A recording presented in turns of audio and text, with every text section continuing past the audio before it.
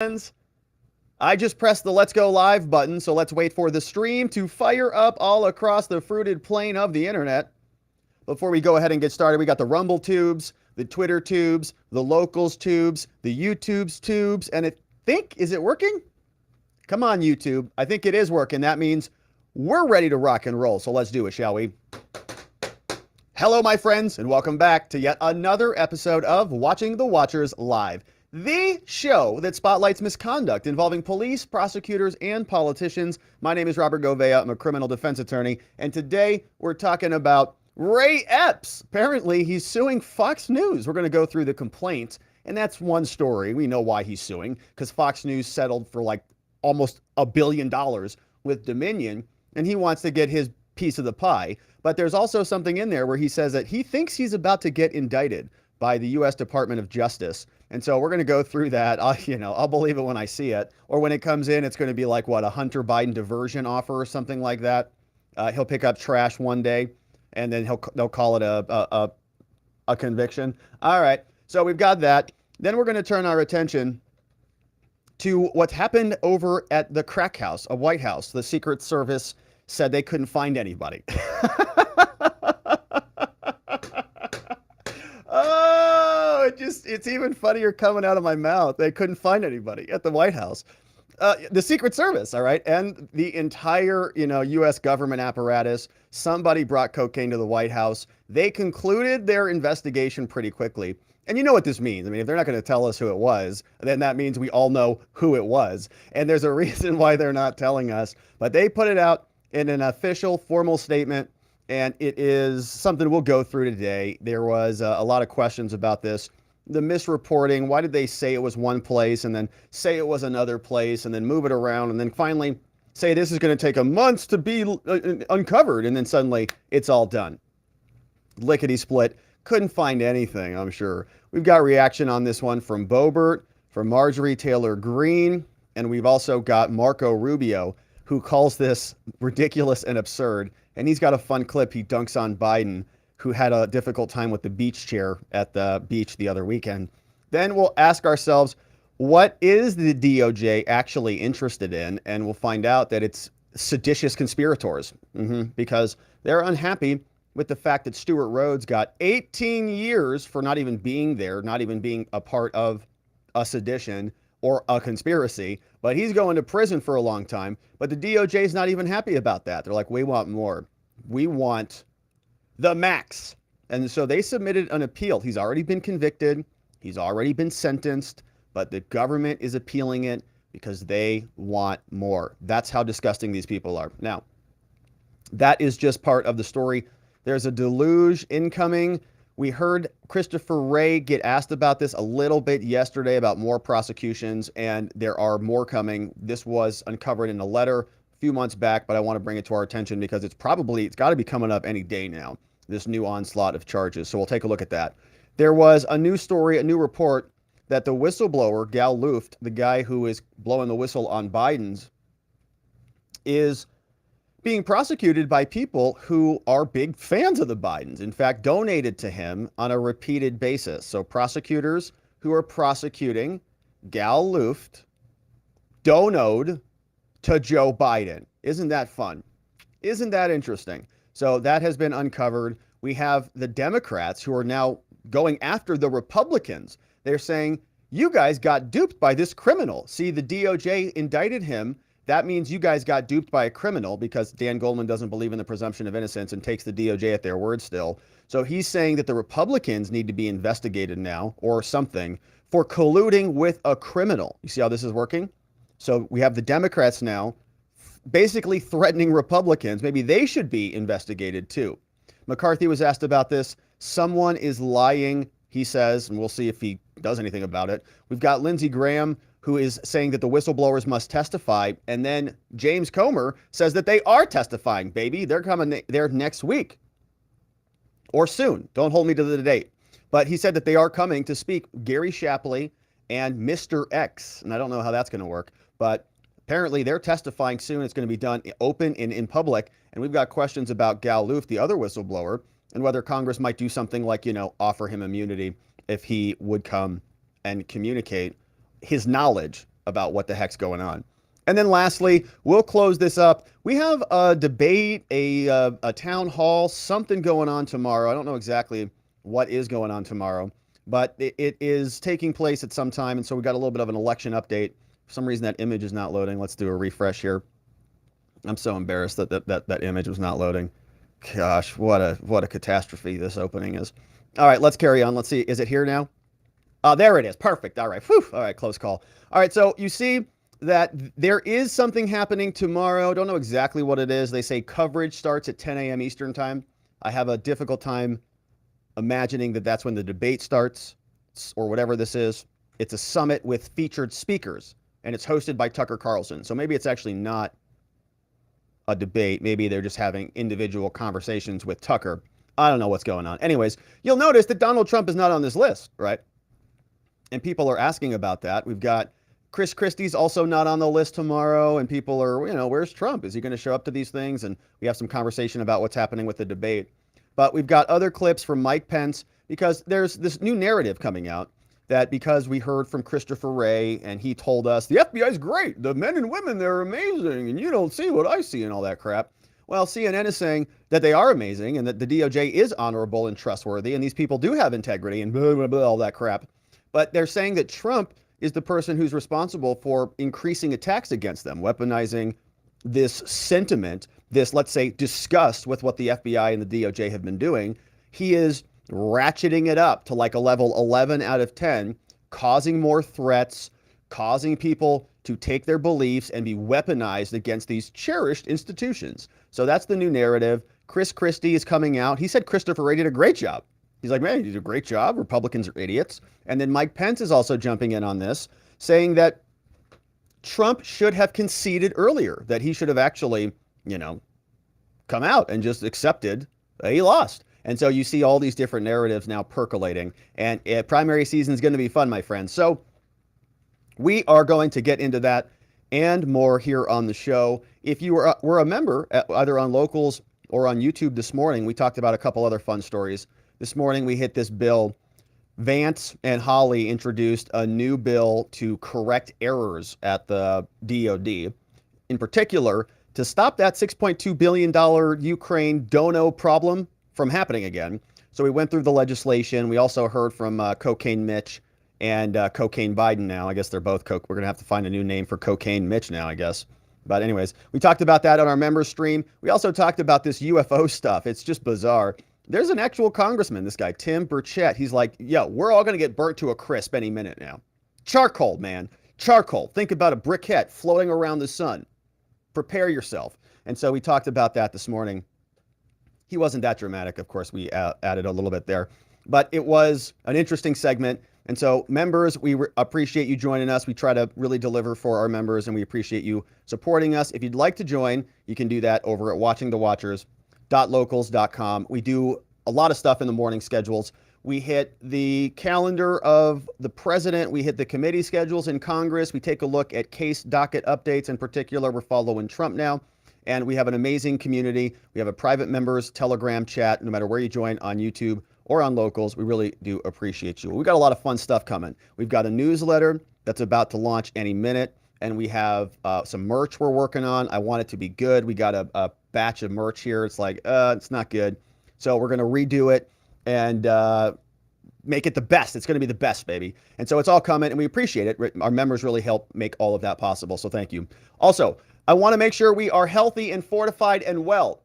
Before we get into our meat and potatoes on the day, we got to have our greens, and our friends over at Field of Greens can help keep us a little bit extra healthier. You know what I mean? We all would like to lose those leftover pandemic pounds and be a little bit healthier, slim up a bit. It's summertime, baby. But how sick are you of all the ads for weight loss pills and fad diets and all that stuff? We've all been there. We've all done that, and we know that they just don't work. But you know what does? Eating 5 healthy servings of fruits and vegetables every day, just like your mom told you, you do that, and the weight would probably just fall off. But look, vegetables, not a fan, and fruit, Who's got time to prepare that every day? Not me. Instead, let's talk about Field of Greens. Now, Field of Greens is a science-backed formula. Very specific fruits and vegetables that you're not going to find in any other product. Proper nutrition reboots your metabolism so you can burn calories faster and lose weight a healthier way. And Field of Greens is the only brand backed by a better health promise. Yes, you're going to look and feel healthier fast. But the greater proof is going to come at your next checkup when you go into your doctor's office.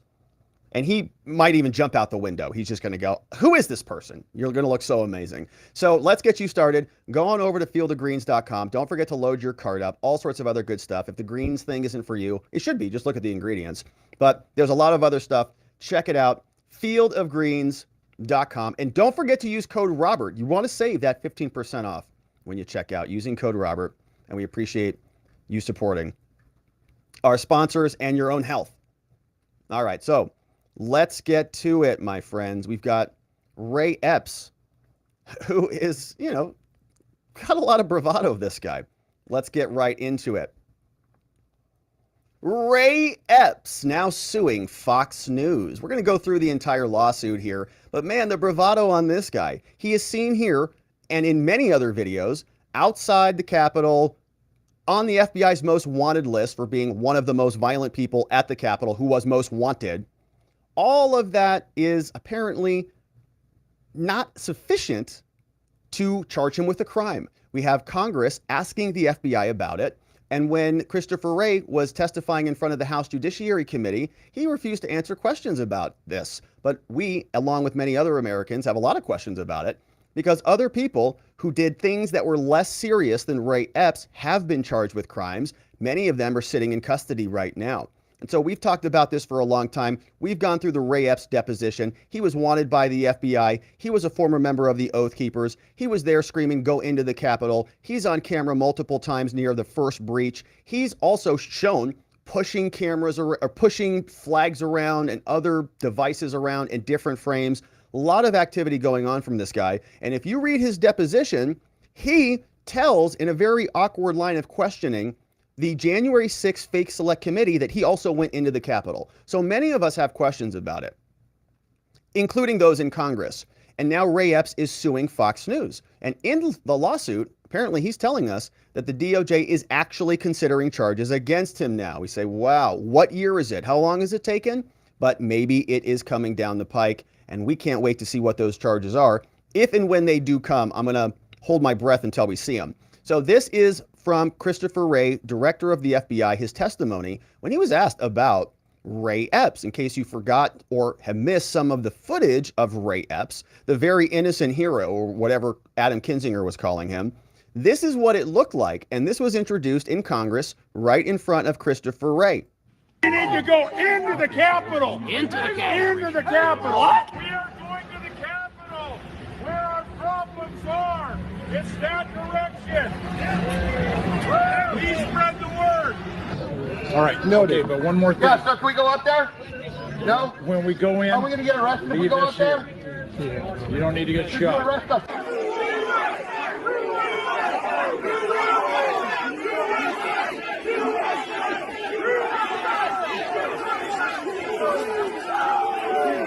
Wow, okay. And, this was a very interesting scene because this was right around the time of the first breach. And this guy right here, Ryan Samsel, he's being prosecuted by the DOJ, and he is about to be scheduled for a trial any minute now. And so we've got questions about these cases as they're progressing. Why suddenly now is the DOJ charging Ray Epps? Have they been working out a plea deal? What is the nature of that indictment that's coming? Are we going to wake up one morning just like we did with Hunter Biden's criminal case, and he's going to have 2 little misdemeanors and a diversion? Ray Epps can go clean up some trash on a Saturday, and they'll just say, nice job there, Ray. Here's a medal, and throw him back out.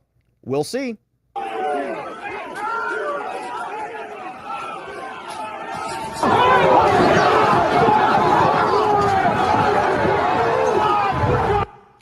There he is, breaching the line, going in at the first breach into the Capitol grounds, a restricted area. Mr. Ray, you have arrested hundreds of people related to January 6th. And there have been people arrested for breaching Capitol grounds. Cooey Griffin is an example. Rachel Genko is an example. And then we go to Mr. Brandon Strecka. Brandon was arrested for disorderly and disruptive conduct which included yelling, I quote, "Go, go, go," as rioters tried to enter the Capitol. These three never went into the Capitol. They never assaulted anyone. So let's be honest with each other. There is very little difference between the actions of Ray Epps and Brandon Stricka that day, right. But yet Stricka was arrested and Epps wasn't. Why? Epps also testified to the January 6th committee. He was back at his hotel when video evidence showed that he wasn't. He lied. He was on the Capitol grounds just as Brandon Stricka was. Epps even texted his nephew at 2:12 p.m. and said, I quote, "I was in the front with a few others." It was on the video. "I also orchestrated it." Now look into the camera, sir, when you answer my next question. Are you going to arrest Mr. Epps, yes or no? I'm not going to engage here in a discussion about individual people who are or are not going to be prosecuted. Can I get a commitment? You just watched the video. I'm an old law dog. I understand a little bit about probable cause. He did very little. There was very little difference what he did and Mr. Stricka. You can see him. He's encouraging, I almost think he's inciting a riot. He's encouraging people the night prior to go into the Capitol, the day of, go into the Capitol, and he was at the first breach, and he breached the restricted area. Everybody, a lot of people getting arrested for not going into the Capitol, but they're in the restricted area, but yet, Ray Epps, who many people feel, fed, right? And there's a lot of clout over this. So my point is this. You arrested a lot of folks for unlawful activity. You just saw the video, and I will tell you, Mr. Ray, if you don't arrest Mr. Epps, there's a reason behind it. I believe you know what it is, and it appears to me you are protecting this guy. I strongly recommend you get your house back in order. With that, I yield back. Mr. Chairman, if I might briefly. Gentlemen. All right, so that is going to Christopher Wray. Now, he didn't answer anything about that.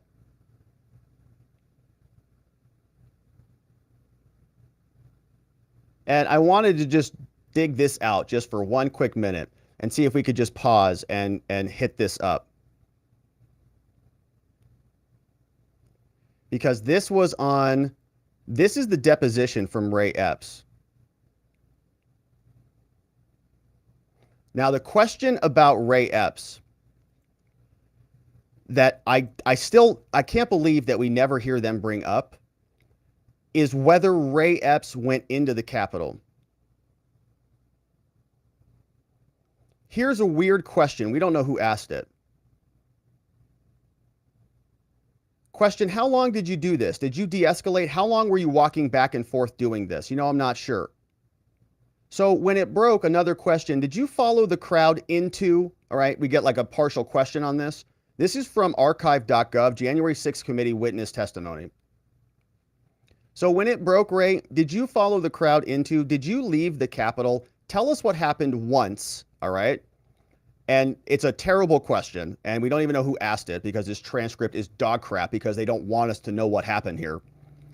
Question to Ray, did you follow the crowd into? Did you leave the Capitol? Tell us what happened once. Answer, I took a couple of steps in, and I just looked around, and I was sick. There was a lot of tear gas, a lot of bad stuff going on. So I started to leave, and someone screaming medic. I heard them. At that point, I had my first aid kit. At that point, I went in. I went up and I found an individual laying on the ground. He was lifeless. I knelt down and gave him some help. Okay. So from this transcript,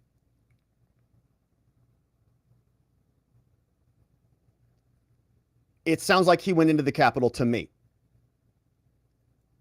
And he's talking about the breach here. Everybody's here. They're aware we're here. He said we've made our point. And somebody asks him, we don't know who asked the question because they're not honest with us. I took a couple of steps in and I just looked around, but I started to leave and then I had my first aid kit. So at that point, I went in. That's from Ray Epps. Okay, so he went in as far as I can tell based on the transcript. Now, their transcript is crap. So if they've got a problem with the transcript, and he can correct that. But from what we read there, and that is from archive.org, he went into the Capitol and other people went into the Capitol and they're going to go to prison for years. And so we're going to see if the same thing happens to him. So with all of that being said, Ray Epps decides, you know, I think I'm going to sue Fox News because how dare they criticize what I've done. So here we see This is the lawsuit in Superior Court of the state of Delaware. Now, I'm very skeptical of this lawsuit. We know Fox News folded like a cheap suit with Dominion, so they'll probably do the same here. I would expect that these are just a bunch of lawyers who say, let's just sue them. They'll settle with us for, I don't know, what do you think what damages were? I don't know, 50 million? We'll ask for 50 million. They'll give us 10. We'll make this whole thing go away. We'll take our third of the payday. You'll get paid. It'll be a whole nice thing. And Fox News will probably just settle it because they don't want to deal with it anymore. This is part of the Fox News cost of doing business. They exited Tucker Carlson, and so they'll just call it a day here.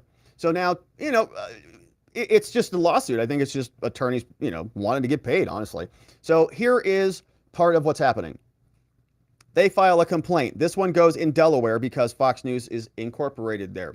They say, all right, Fox, in the aftermath of January 6th, Fox News, your entity, searched for a scapegoat to blame other than Trump or the Republican Party. Yeah, we were asking about Capitol Hill Police, FBI, Metro PD, Homeland, all of the other, 32 police agencies there in D.C. And that's not a joke. If you look at it, there's Mint Police, Smithsonian Police, Washington Monument Police, all of them. Eventually, they turned on one of their own, telling a fantastical story in which Ray Epps, who was a Trump supporter and participated in the protests, now they call it, on January 6th, was an undercover FBI agent. Now, this is being very careful here, right? That's a technical term. And that would imply that, he went through training and he went through FBI Academy and he got all the certifications and he just went undercover. Fox News may have said that, but I don't think that's really what anybody was meaning. Nobody thought he was a credentialed FBI agent, but they say he was responsible for the mob that violently broke into the Capitol and interfered with the peaceful transfer of power for the first time in this country's history. So Fox's role in creating this destructive conspiracy theory has already been well documented. In the following days, after 2020, they amplified and broadcast claims about the election. The chief villains in Fox were two voting machine companies. We talked about Dominion and Smartmatic, and we covered a lot of these lawsuits here. Fox recklessly disregarded the truth, hitting that defamation standard. They ignored independent audits. They ignored hand recounts, bipartisan election officials, security experts, judges, and Republican officials, and they persisted in their false narrative. But behind the scenes, away from the red lights of the rolling cameras, executives, producers, on-air personalities rejected as preposterous the crazy claims Fox is feeding its viewers. But they continue with the lies in front of the camera. Now, the power of their megaphone turned on Dominion and Smartmatic, and the reason they're doing this, right, they're just saying, hey, Fox is going to settle with these two companies, so we might as well just add this, we'll be the third party here. We'll just nestle our way right in the middle there, and we'll just get a part of that pie, whatever that drawing is. So you see, into household names and led companies and employees being harassed and leaving companies to suffer significant economic harm. Fox destroyed those companies while they paid out $700 million. The lies that Fox told were heard by Ray and Robin Epps, loyal Fox viewers. And they were fans of Tucker Carlson, man. No, he turned against them. And other Fox personalities. Ray and his wife, Robin, voted for Trump in 2016 and 2020. And from the stories they heard on Fox and from their own experiences, Ray and Robin believed that the election had been stolen from Trump. Ray and Robin were persuaded by the lies that Fox broadcast. Oh, this is fun. So you see, this is a little bit of a defense strategy now. All right, this is Ray Epps filing a civil lawsuit against Fox. But he's also probably, actually now that I'm seeing this, maybe actually be getting indicted soon. And so he is preparing his defense in the public record.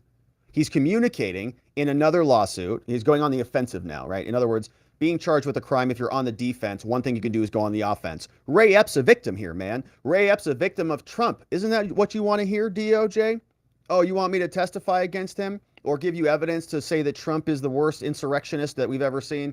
Happy to do it. Give me a good plea deal and we'll accommodate. In the meantime, though, I'm going to file a defamation lawsuit against Fox News. I know they'll probably settle with me just to get rid of the Tucker taste. And in that lawsuit, I'll be able to craft a public narrative about my defense. Trump's the one to blame. DOJ is going to love that. We'll see how the plea deal works out. So the election, they say, he believed that the election had been stolen to exercise their perceived responsibilities. As patriotic citizens, they had to gather together to, quote, stop the steal. So Ray and Robin decided Ray Epps should go.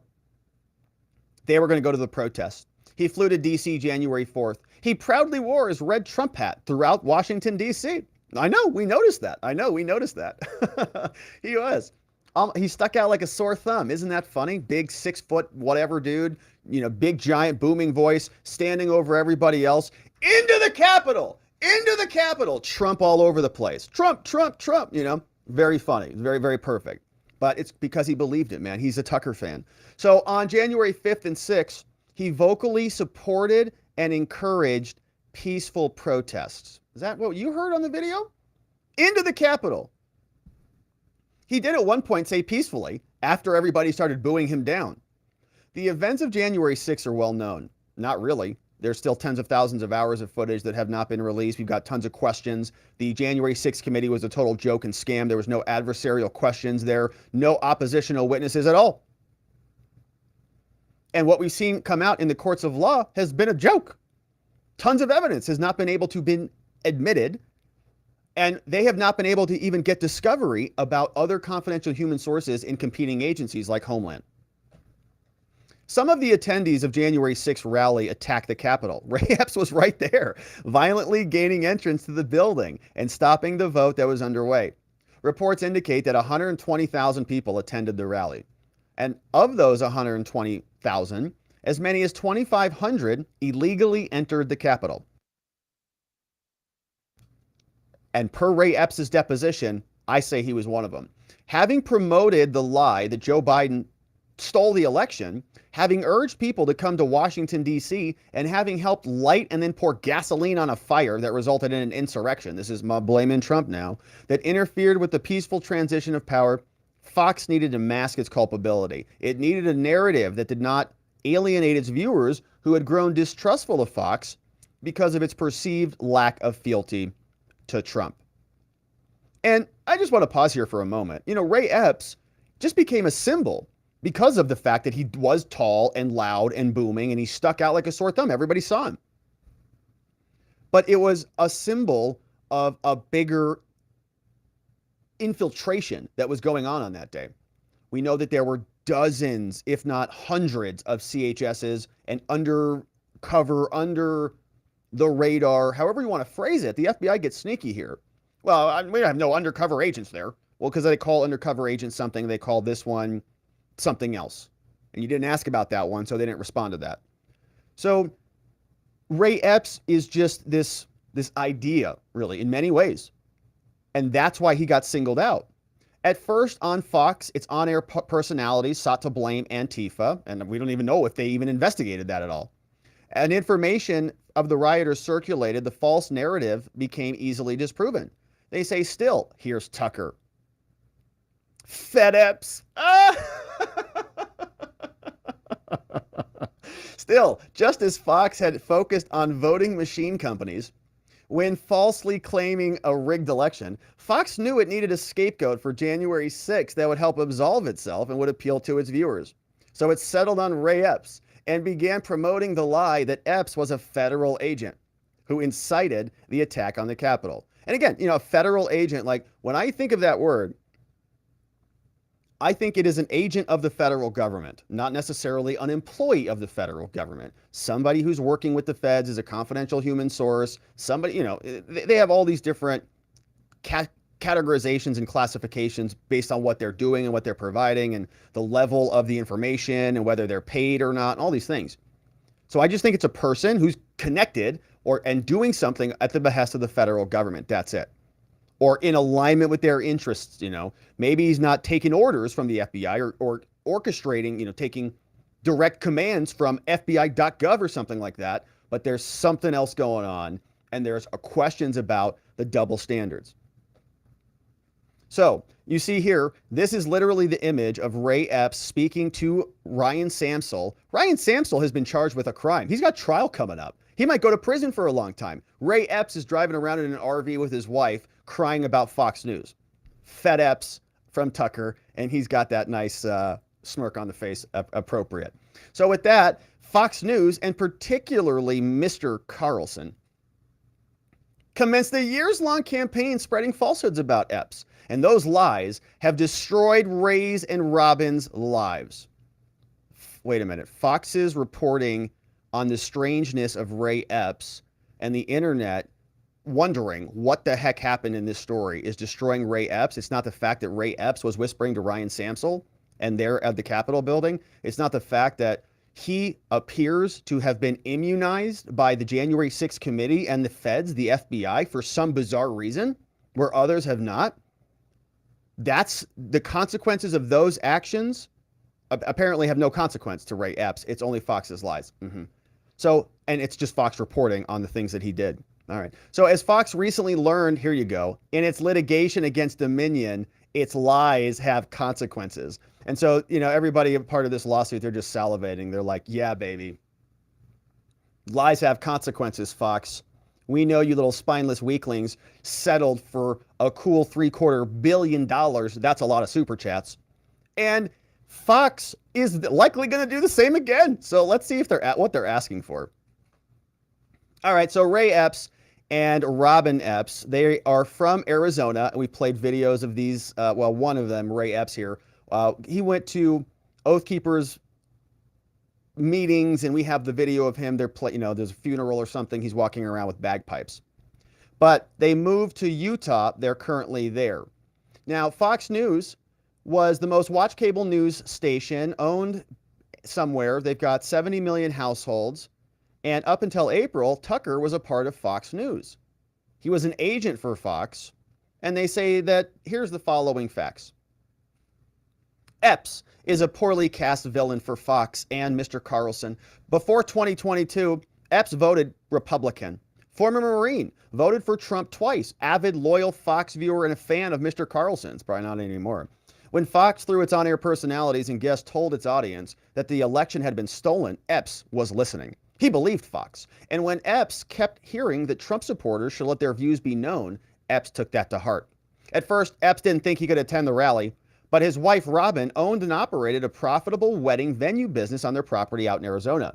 December and January are very busy. However, when Robin learned their son, Jim, also a Fox viewer and Trump supporter, would be attending the rally, she said, you gotta go with Jim. Ray, go protect your son. So Epps got a plane ticket January 1, got a rental car, hopped on, brought his receipts, and text messages all say the following. They say, oh, it's Ray Epps texts. It says here, from Washington, here's the aircraft. Dad booked to join you in D.C. Yay, says Mom. $900 later, Dad flies back on a Thursday. Totally agree. Leaving Chicago in 5 minutes, stuck between the two. Too funny, Mom. Okay. So Epps arrived in D.C. later in the day, January 4th. Spent the next day in Virginia with his son and his son's friend. They went and visited their ancestors' settlements. Oh, that's pretty. They took pictures. Oh, nice. Oh, man. So rest in peace to Ray Epps' heirs. So after a day of sightseeing, Epps and Jim's friend returned to D.C. Epps went back to his hotel while Jim and his friend went out exploring. Later that night, Jim and his friend called Epps. They told him about Trump supporters becoming confrontational with BLM protesters. Epps decided to see if he could calm the situation, because according to Ray Epps, Marines are always in the front. When Epps arrived at the scene, a half a dozen or so supporters among a larger group were yelling at the police, and they were highly agitated. Trump supporters. The lead provocateur was someone Epps would later learn called himself Baked Alaska. Epps engaged with Baked Alaska, who, unbeknownst to Epps, was live streaming the encounter. And based on observations of Baked Alaska that night, Epps believed that Baked Alaska was seeking to incite violence against the police. So that video of Ray Epps thought that those guys were the insurrectionists, calling the officers names and telling them that the crowd had broken their oath. Epps challenged him. He told Baked Alaska and the crowd that attacks on the Capitol, on the police, and violence were not what their effort was about. As Baked Alaska began to turn the crowd of dozens or so Trump supporters against him, when they started yelling at him, Fed, Fed, Fed, Epps sought to prove that he was on their side so that he could de-escalate the situation. And to find common ground with them, he said, I'm probably going to go to jail for this, but tomorrow we need to go into the Capitol peacefully. He's like, oh man, these Trumpers are going to murder me unless I tell them what they want to hear. What do they want to hear? We're going into the Capitol. Oh man, they almost murdered me. Woo! Woo! Man, I almost dodged that one. Good job, Ray. Had to fit in with those dangerous live streamers called Baked Alaska. What were they going to do to you, Ray? take you into custody, throw you in some solitary confinement cell in DC somewhere? What do you think? That's going to happen to you? No, of course not. That would never happen to you. But these other guys certainly had that happen to them. So he's panicking now, No, that's the only reason he said that. It's the only reason. It was just trying to fit in. You see what a joke this is? What a total joke. Amazing. It's a nice, shout out to these lawyers. That's a good defense. Why did he say that he's going to go to jail for this? Oh, he was trying to fit in. Brilliant. So at that time, Epps believed that the rotunda was open to the public, like it had been when he visited DC before with his father a decade earlier. He thought it was open. We should just go right in. But Baked Alaska responded saying, Fed, Fed, Fed, which a few others in the crowd joined. The next morning, Epps went to the rally, where he learned that the crowd planned to march to the Capitol after Trump and others delivered their speeches. Now, to his disappointment, Epps could not hear most of the speeches because he was positioned near someone spreading the gospel through an amplified sound system. Believing that the time had come to protest the election results at the Capitol, where the results were about to be certified by Congress, Epps and others began directing people toward the Capitol. Interesting. So he was just confused. He couldn't hear anything. Before Trump was even done speaking, he starts waving people to the Capitol, literally directing them, and we saw them. It's this way, going down the road. Before the speech was even over, setting the whole thing up. Now, when Epps arrived at the Capitol, he made his way to the barricades, separating protesters from the police. Because again, he says, Marines are always in front. Nice. I'm sure. I wonder how the Marines feel about you using that for this narrative that you're crafting in your lawsuit. Anyways, Epps sought to defuse the situation, and agitators started to become more riled up. He tried to calm them down. One video shows Epps speaking with a protester named Ryan Samsel at the first barricade, just before Mr. Samsel helped to breach it. When the FBI interviewed Samsel, January 2021, before Fox spread lies about Epps and before Mr. Samsel had any reason to lie about his interaction with Epps, Mr. Samsel informed him that FBI told Epps, relax, the cops are doing their job. That's what the whisper now was.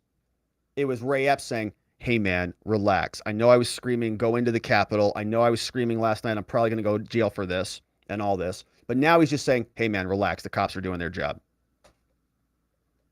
Unsurprisingly, and by the way, Samsel has changed his stories again. I think he's changed his stories a couple times now, like 2 or 3 times. So the credibility actually on there is questionable. Even now that Samsel is saying, I think Samsel is hinting that there is another story to the whisper, but the story has changed. So just keep that in mind when you're judging for yourselves.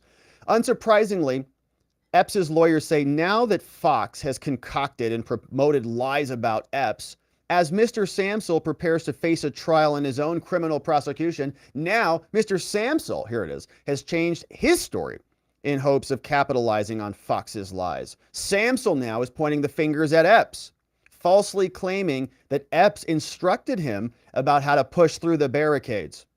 Oh, this is getting good. Okay. Now we have essentially what is shaping up to be co-defendants. Right, we have the breach that took place there. These 2 guys were right there. They haven't been charged as co-defendants or anything like that because they weren't, necessarily co-defendants. But they have an interest in pointing the fingers at each other. Samsel's got his trial coming up. He said, Epps. Epps is now, apparently, they're hinting that he's probably going to be charged, and he should be based on just the conduct that has happened here. And when that happens, he's going to point his finger back at Samsel. say, no, this is what I told him. Samsel's trying to incriminate me, and he is pre-butting that allegation from Samsel that will come out in trial in this lawsuit. This is a pre-buttal, not a rebuttal. Not only have Fox's lies caused severe harm to Epps and Robin, but they have also turned Epps into a character in a cartoonish conspiracy theory used by criminal defendants in a desperate attempt to avoid their responsibility for their behavior on January 6th. Who's avoiding responsibility for their behavior? Hello? So, yeah, people have questions about it. They're asking about the double standard. If Ray Epps was charged, well, then we would have nothing to complain about in terms of double standards. And by the way, I actually think that way too many people have been charged as a result of January 6th. Way too many. And so we could also go the other way, right? It's either charge Ray Epps so that it's in alignment with the standards of justice, or do this: don't charge Ray Epps and don't charge all of the other people who were there protesting, who got caught up in a thing. How about that? All right, then we could all just stop talking about it. All right, well, the FBI didn't turn this into a political weapon along with the Biden DOJ. We would have equal justice, and I would have nothing really to complain about. But that's not what's happening here. It is double standards, and we want to know why. So despite Epps' attempt to calm down those around him, the crowd pushed through the barricades and rushed towards the Capitol. And after Samsel and others broke down the barricades, Epps followed and continued attempting to defuse the situation. Heroic behavior. After some in the crowd used a Trump sign as a battering ram, Epps asked police officers if it was acceptable for the protesters to be a step below the police line. And when the police said it's okay, Epps patrolled the line, telling anyone who stepped up to step back. He regularly reminded the Trump supporters, he said, be respectful of the police. And he was even captured on body camera videos that Carlson had access to, telling the police that he appreciated them. At one point, a person in the crowd had a medical emergency, and given his EMT training, Epps rushed to help. And that was part of the transcript from the depot. Now, they're not saying that he went in. He, along with the current EMT, helped bring the man out of the crowd to safety. After the man no longer needed assistance, Epps looked back at the Capitol, saw people advancing and climbing the scaffolding. He was shocked and disappointed. He had concerns about the election, and he believed it was his duty as a citizen to protest, but he did not believe the violence was appropriate. And he left the Capitol grounds and began to walk back to the hotel. So no conversation about whether he stepped in the building or not, in the grounds, right? There's all these different provisions, but he was asked about this at the January 6th depot, and that may be one reason he's charged. The next day, Epps flew back to Arizona. January 8th, Epps' brother-in-law said, hey, bro, you're on the FBI's website. They want they want information about you. FBI's most wanted list, still on their Twitter account today. Within minutes, Epps was on the phone with the FBI, providing his name and information. 4 days later, he got a lawyer. In March, he met with the FBI and then later met with Jim, the son, I guess. And around July, FBI removed Epps' picture from its website. It's still up there on Twitter. You can still see that. So he was identified by somebody at the FBI as a violent January 6er. All right, just so we're clear on that. That's why he made it to the list. A violent January 6er. Some other agent said that's the guy. Like number 16 or something. That should have been the end of the matter for Epps, say his lawyer. That's it. No one in public heard his name. No one in the public knew anything about him. But that changed when Fox outed him, did reporting. Carlson decided that Epps was the villain that they needed to distract from the Dominion lawsuit and stoke the fire. And so he took up Baked Alaska's cries and began promoting the idea that the FBI was responsible for January 6th. He created a series called The Patriot Purge, which they released on their streaming service. And he became fixated on Epps, spreading false informations, prompting the January 6th committee to interview Epps under oath. And they put out a statement confirming that he's not a federal agent. Again, that's just a red herring. Nobody thinks he's employed by the feds. Mr. Carlson questioned the committee's dismissal of the Epps conspiracy. Carlson also said, check the FBI website. They're posting photos and not of people who actually work for them. They're not only posting photos, they're taking them off the site, including the most wanted list. Remember Ray Epps? Carlson has a bunch of other quotes, and they're just giving us a bunch of them. He interviewed this guy, Darren Beattie, a great journalist, investigator, and Twitter follow. Shout out to Darren Beattie, always doing great work on this case, and has broke many of these connections. Tucker, he's just constantly providing evidence. Here's more Tucker evidence. Here's more Tucker evidence about the weirdness. Laura Ingraham said, yeah, very odd. Hannity brought it up. Ron Johnson, senators are talking about it. Jim Jordan's talking about it. Marjorie Taylor Greene's talking about it. In other words, it's newsworthy. Carlson made clear to his audience he's not offering an opinion on this. Everybody else had questions about it. Hey, they're selling merchandise. Oh, man. What a great idea. Here, there's another couple things. People are singing songs about Ray Epps. The Ray Epps song. Oh, the Ballad of Ray Epps. Everybody's asking questions. Why? Because it makes sense to ask the questions. Tucker Carlson kept promoting this story. Other people testified at trial that they didn't actually believe this stuff. And so we're fast forwarding through all of the list here. Ray Epps apparently got mailed a bullet or something like this. They received a death threat and they found bullet casings in their yard, which of course, we never condone any violence here, ever. It doesn't do anything. And threats are criminal. So you got to be ultra careful about that.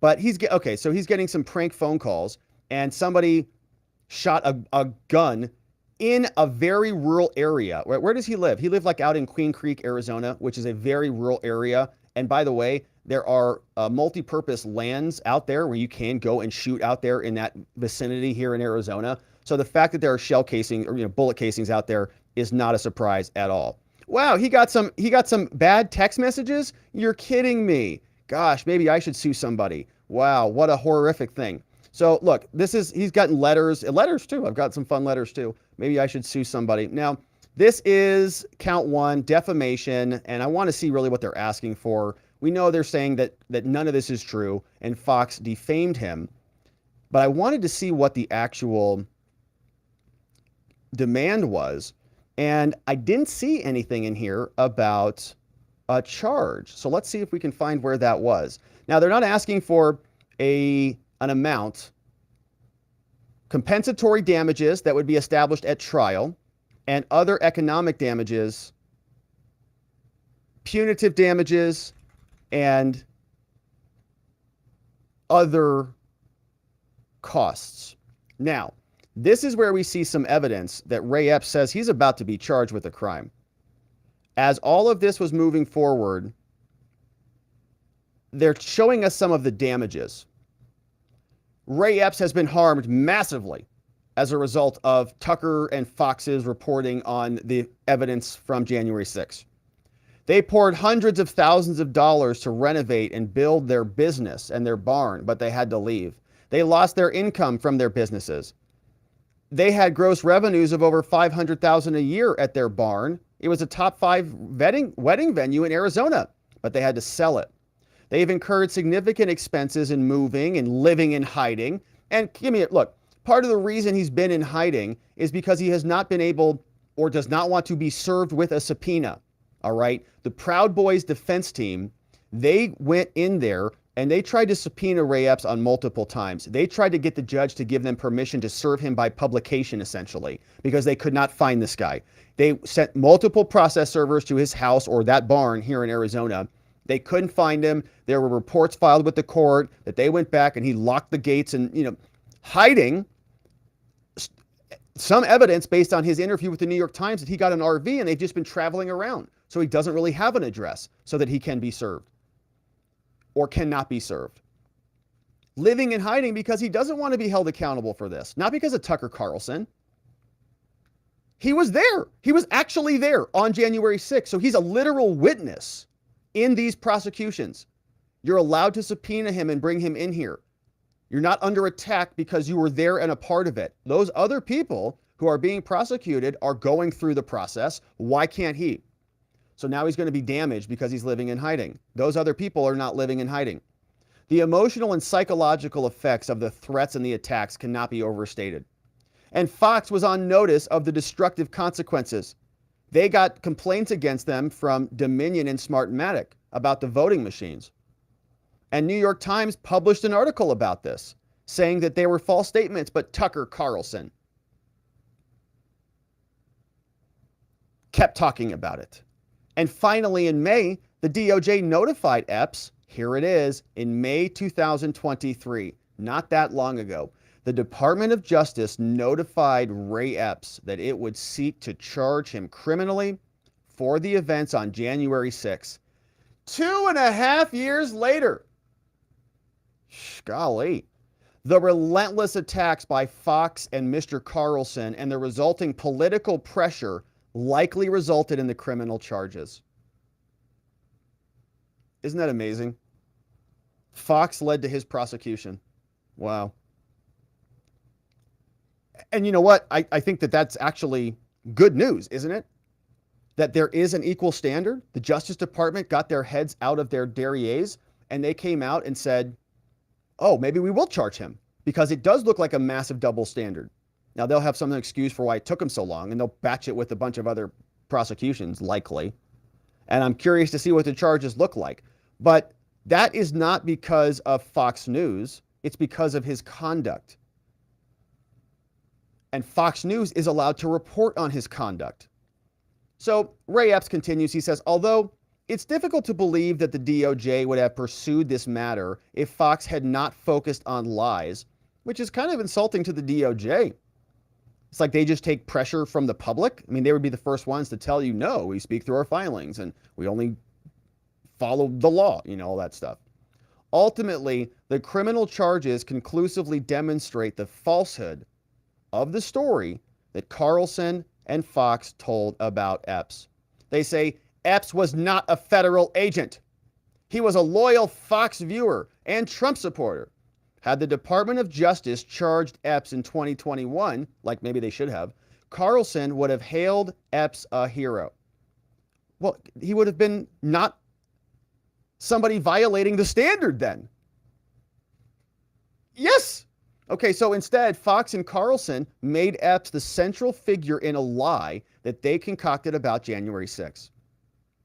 After destroying Epps's reputation and livelihood, Fox will move on to its next story while Ray and Robin live in a 350 square foot RV.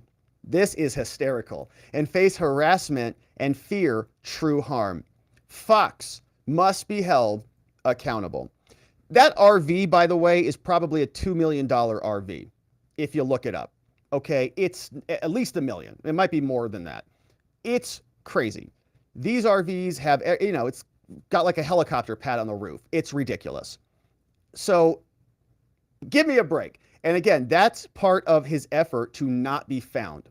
So they're suing Fox News. Apparently, Ray Epps is going to be charged, which if he is charged and if it's legitimate, like the other charges, he should probably be picked up, his house raided. They'll probably throw him in solitary confinement right next to Ryan Samsel because he was right there at the breach. And so we'll see. Very interesting lawsuit. Talk about bravado on Ray Epps. And so we'll see what Fox News does with this. Of course, we'll continue to cover it. We'll see when Fox News sends over their check for, maybe quarter billion, maybe 250 million for Ray. Right up Fox's alleys. All right, my friends. And so big lawsuit there. We'll see if it goes anywhere. But we have another story to attend to here and some reaction. The Secret Service ends their cocaine investigation and big surprise, no witnesses. One of the most advanced agencies in the entire planet in one of the most secure locations on the globe can't figure out exactly what happened with a little dime bag of cocaine. And when they can't give us an answer on who it is, well, by the process of elimination, we can come to our own conclusions. And I think we know where this goes. The Secret Service published a statement about this. We'll read through it. You'll see how bland it is. Not a lot of details. But this came from their website, secretservice.gov, published 7/13/2023, published by the Media Relations team. They tell us this is the official statement of the investigation of the cocaine found in the White House, which is just amazing.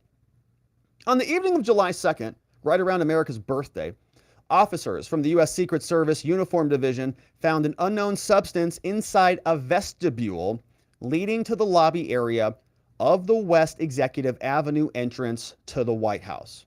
All right, let's see if we can parse together where that is exactly. Lobby area of the West Executive Avenue entrance to the White House. This is a graphic that was created by the Daily Mail, and they tell us this was the first location. The library near the center hall on the ground floor. Primarily accessible, that's where they told us it was. But then it moved. The first location was right here in the main building, a lot of what we generally think of as the White House. But then they moved it over into a second location, which is over here, the West Wing lobby. So we had one report that it was here, then they changed that story. It's over here, West Wing lobby. The West Wing lobby is the reception room for visitors of the president, the vice president, and White House staff. So who came in to visit? But now it looks like it's this. It's the executive entrance, the third location. The West Executive entrance is used by the vice president, senior staff, and visitors to the West Wing. All right. So we've got different locations and it keeps bouncing around. A vestibule leading to the lobby area of the West Executive Avenue entrance. It looks like that third area. So the substance was located inside a receptacle used to temporarily store your electronic and personal devices. So you drop all your stuff in there for security, including your Coke.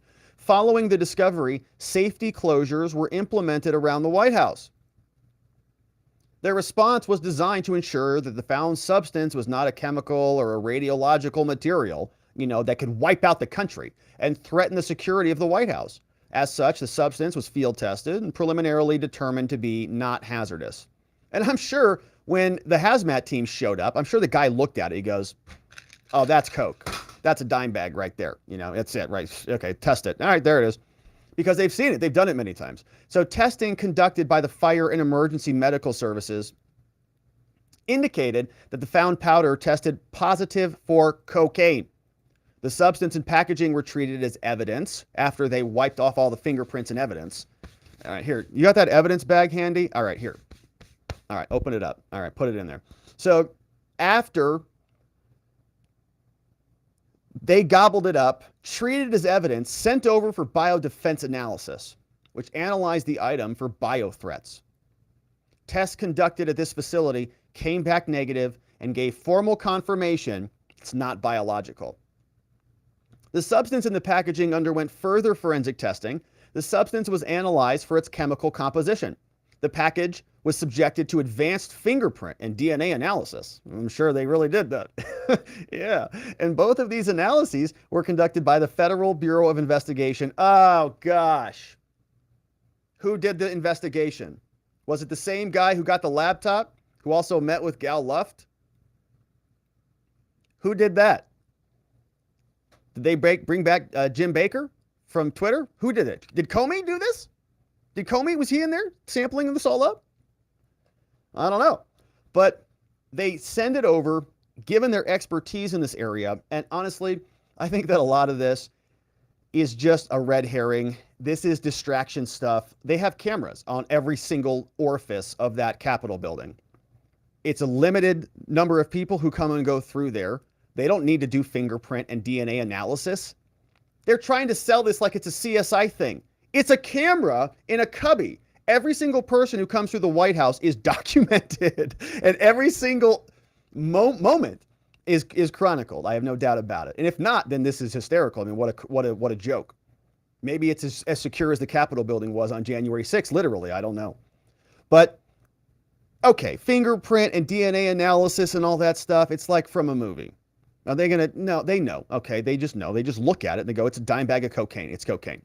Both of these analyses were conducted by the FBI. FBI had a difficult time. They had to put down their crayons and Where's Waldo books to cover this one up. So while awaiting the FBI's results, the Secret Service investigation into how this item entered continued. Let's see what they did. The investigation included a methodical review of security systems and protocols. This review included a backwards examination. that spanned several days prior to the discovery of the substance and developed an index of several hundred individuals who may have accessed the area. That's a small number of people, man. That's like only 1/3 of the January 6 people. We've had, what, about 1,000 charged now? It's like 1/3, several hundred. Okay. Where the area where the substance was found. The focal point of these actions developed a pool of known persons for comparison of forensic evidence gleaned from the analysis of the substance's packaging. All right. What they're trying to do is give us two pieces. In other words, we need 1 + 1 to equal a conviction. They're talking about confirmatory forensics, confirmatory analysis. So they have a suspicion. We've got a pool of 300 people, but we can't just go and investigate any one of them on our own. We need something to more or less confirm it because it's too big of a pool. So we have no confirmatory anything. I mean, well, what do we need to confirm who that was at that moment? Well, we need fingerprints. Are there any? No. Is there any DNA evidence? No. So they can't do this confirmation because they don't have that second part. So it's going to be 1 + 0 = no conviction or no even investigation. On July 12th, the Secret Service received the lab results, which did not develop latent fingerprints or insufficient DNA present for investigative comparisons. You're kidding. What a shock. It's going to be inconclusive because it was designed to be inconclusive. Therefore, the Secret Service is not able to compare evidence against a known pool of individuals. Oh, man. I would guess they don't need to do that, but if this was a January 6er, they would have already arrested this dude. The FBI evaluation of the substance also confirmed it was cocaine. There was no surveillance video footage found that provided investigative leads or any other means for investigators to identify who may have deposited the found substance, it's cocaine, in the area. Without physical evidence, the investigation will not be able to single out a person of interest. Oh no. From the hundreds of individuals who passed through the vestibule where the cocaine was discovered. At this time, the Secret Service and our investigation is now closed due to a lack of physical evidence. But we take our mission to protect U.S. leaders very seriously, and we're constantly adapting to meet the needs of the security environment. Well, I don't know what they're going to have to do. There must be a policy against the first son bringing in drugs, I guess. You'd have to implement that policy if you want to protect the White House against drugs. But very convenient, absolutely amazing. I tend to think that if they're not going to tell us, they can find it. Let's be real, right? These are very smart people who can backtrace everything. I think they probably know who it is. They're not telling us, and that is intentional. So we wonder if there are going to be any additional details on this story. Representative Lauren Boebert was meeting with some people in Congress today, and she's going to be giving us some updates, but apparently the Secret Service gave them a separate report. Here is a little bit of an update from Boebert. Hey everyone, I am on my way into this restricted area to go into a skiff to learn about the unclassified information regarding the cocaine that was found at the White House. I'm meeting with Secret Service agents, and I am determined to find out exactly what happened, where the substance came from, who is allowed in the White House without going through security, and more importantly, why members of Congress are forced into a skiff where classified information is regularly shared, and this is an unclassified subject. So stay tuned. I will have more information for you shortly. Yeah, why are they shoving her into this skiff when they can just talk about this stuff openly and publicly? It's not a classified document. It's a criminal investigation. It's a crime on the White House. So why can't we all see what's going on? Why can't they give us a full briefing? Well, it's because Congress gets some of those special privileges. Marjorie Taylor Greene gave us an update on what she heard from the Secret Service. The real concern here is American citizens every single day go through drug tests as part of their employment for their jobs. This is a common practice. Just speaking with the Secret Service now, my question to them was they were able to narrow down a list of approximately 500 people that had left a small bag of cocaine in a cubby. Now, these are cubbies that are controlled by the administration, not by the Secret Service, when they enter into the foyer off the west executive entrance. This cocaine was found there, so they were able to bring the list, narrow it down to approximately 500 people. My question to them was, have they drug tested this list of 500 potential suspects that brought an illegal substance, a drug, cocaine, into the White House? Their answer was no, and that they're unwilling to do so. It makes no sense to me whatsoever why they would not follow through on one simple task, and that is to drug test a list of 500 people that they have that are potential suspects for this. It's a good question. Of course, I am against, warrantless invasions of your bodily privacy and federal agents. Like, if you're not under their jurisdiction, if you're a visitor to the White House and somebody came up and said, "I'd like to test your blood," I'd be like, "Get the hell out of here. What are you, nuts?" But that's different. What if these are employees of the White House? What if these are people who, like any other employer or employee in any other company, if they were found, if there was a drug found and nobody claimed it, maybe they would do another drug test. And so why should the White House staff, under Joe Biden's purview, be held to a different standard? It's a very interesting question. And if the Secret Service is very interested in this, well, certainly they've got different security reasons and different justifications for why people have to comply with these things. And so I would imagine the drug policies are ultra strict, lest you have some crackhead coming into the White House. He might have ulterior motives that are adverse to the country. The American people every single day go through drug tests in order to do a job, by the way, that brings them a paycheck where they have to pay their taxes. And guess what? Their tax dollars go to pay for all of our salaries, and they pay for the Secret Service. This is a failure of this investigation to not perform a drug test on these people. This list of approximately 500 potential suspects. There are other concerns there as well. How there's a cubby box that has a key, how they found that it left open and the drugs were in there. There's also interesting, a cubby box with a key, so you unlock it. So it's very much like what you see at some jails. When I go visit jails, you got to shove all your stuff in there, lock it up. So somebody put their stuff in there and forgot their Coke when they took it back out, which is very interesting. So it is not just a random open area. Okay, so this is just nuts.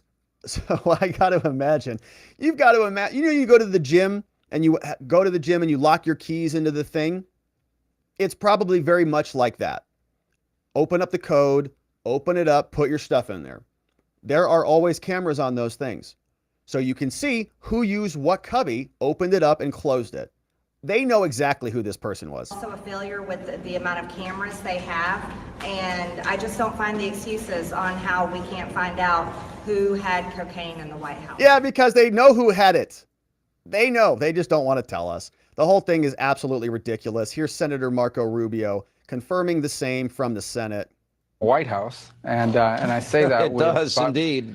But look, here, at any given time, if you asked the security people at the White House who was in the White House at 12:35 p.m., I'm just using that time on a Friday afternoon, okay, they can tell you every single person that goes in there is logged in, is logged out. They know where the president is at all times. They know where the family is at all times. So the idea that someone would walk into the White House with cocaine powder, drop it off somewhere, and they not know, or at least be able to narrow it down to the 25 people on the planet who were in that area or had access to that area during a defined period of time is ridiculous. It's absurd. It's just not true. That's the first problem. The second problem is, imagine right now if you are a Communist Party of China leader sitting in Beijing, because you read and you watch the press. You see all of these things. So here's what you've seen over the weekend. Cocaine was found at the White House. Then the president, had this fight with a beach chair over there, and he just looked like he could barely move. Then he goes to London and embarrasses himself. And then the report tonight, and you add to that all the other things that have happened. Look, some of your viewers aren't going to like what I'm about to say, some of them anyways. On the human side, you feel bad for the guy. You do. It's not his fault that he's 80. It's not his fault. I mean, it's sad. We're all going to be old. You also have to acknowledge that our friends, our allies around the world see all of this, and their confidence is shaken about the person in charge. And our enemies see it too, like China, and they are emboldened by it. They will be emboldened by it. And this is very serious, but it is part of a much broader collection of things.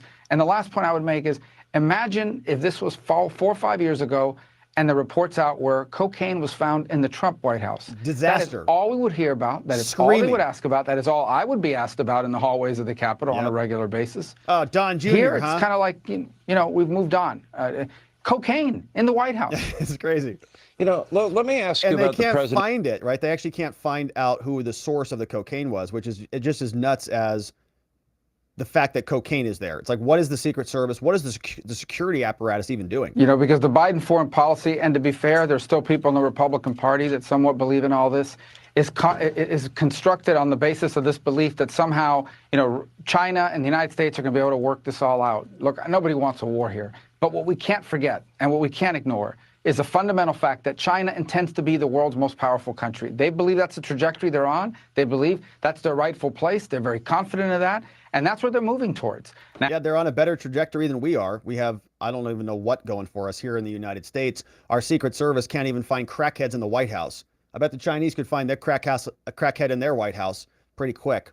We'll see if anything else comes of it. Otherwise, Hunter scoots free, escapes another one. All right. So let's move on, my friends. We've got now, we know that the DOJ is not prosecuting cokeheads in the White House. What they are prosecuting are cases they've already won. The Department of Justice is unhappy with the verdict that they received in the Oath Keepers case. We know that Stewart Rhodes is going to be going to prison for well over a decade, and the DOJ wants more. Stewart Rhodes, one of the former leaders of the Oath Keepers, has been charged and convicted for his role, which was, in my opinion, quite minor, on January 6th.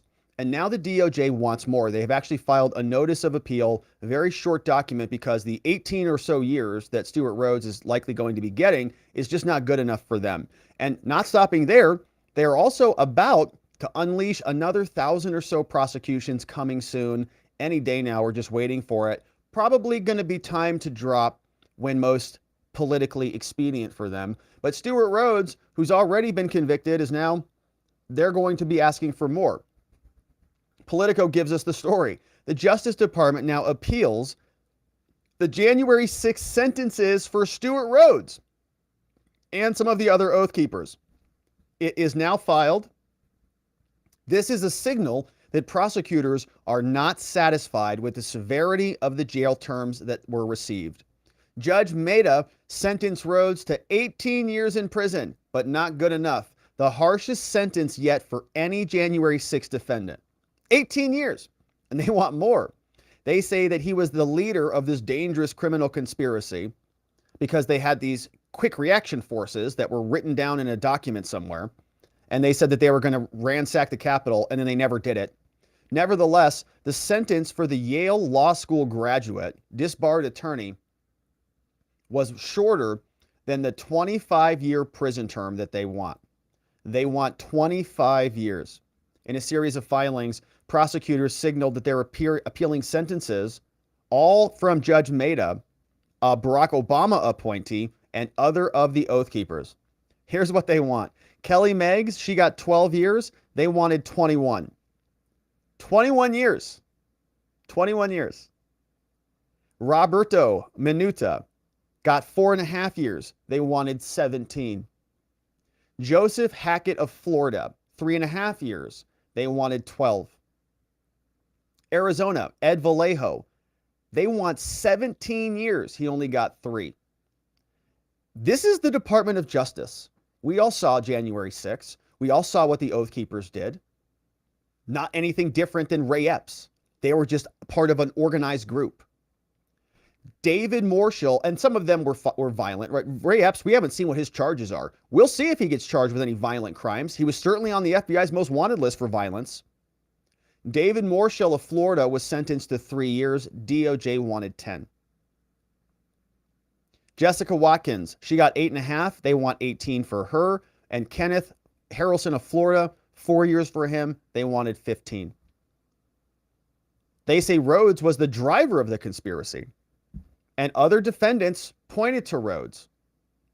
saying that they were pointing fingers at him, which is what they do. When you've got co-defendants, they just ask you to point fingers at each other so that they can use your testimony in exchange for a good plea deal or a more lenient sentence.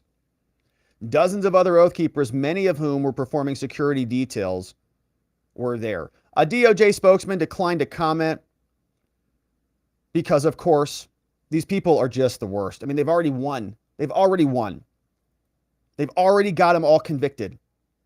And they want more because it's about blood, the bloodlust of these people. It'll make your skin crawl. But that's who exists in these different entities, just so you're well aware.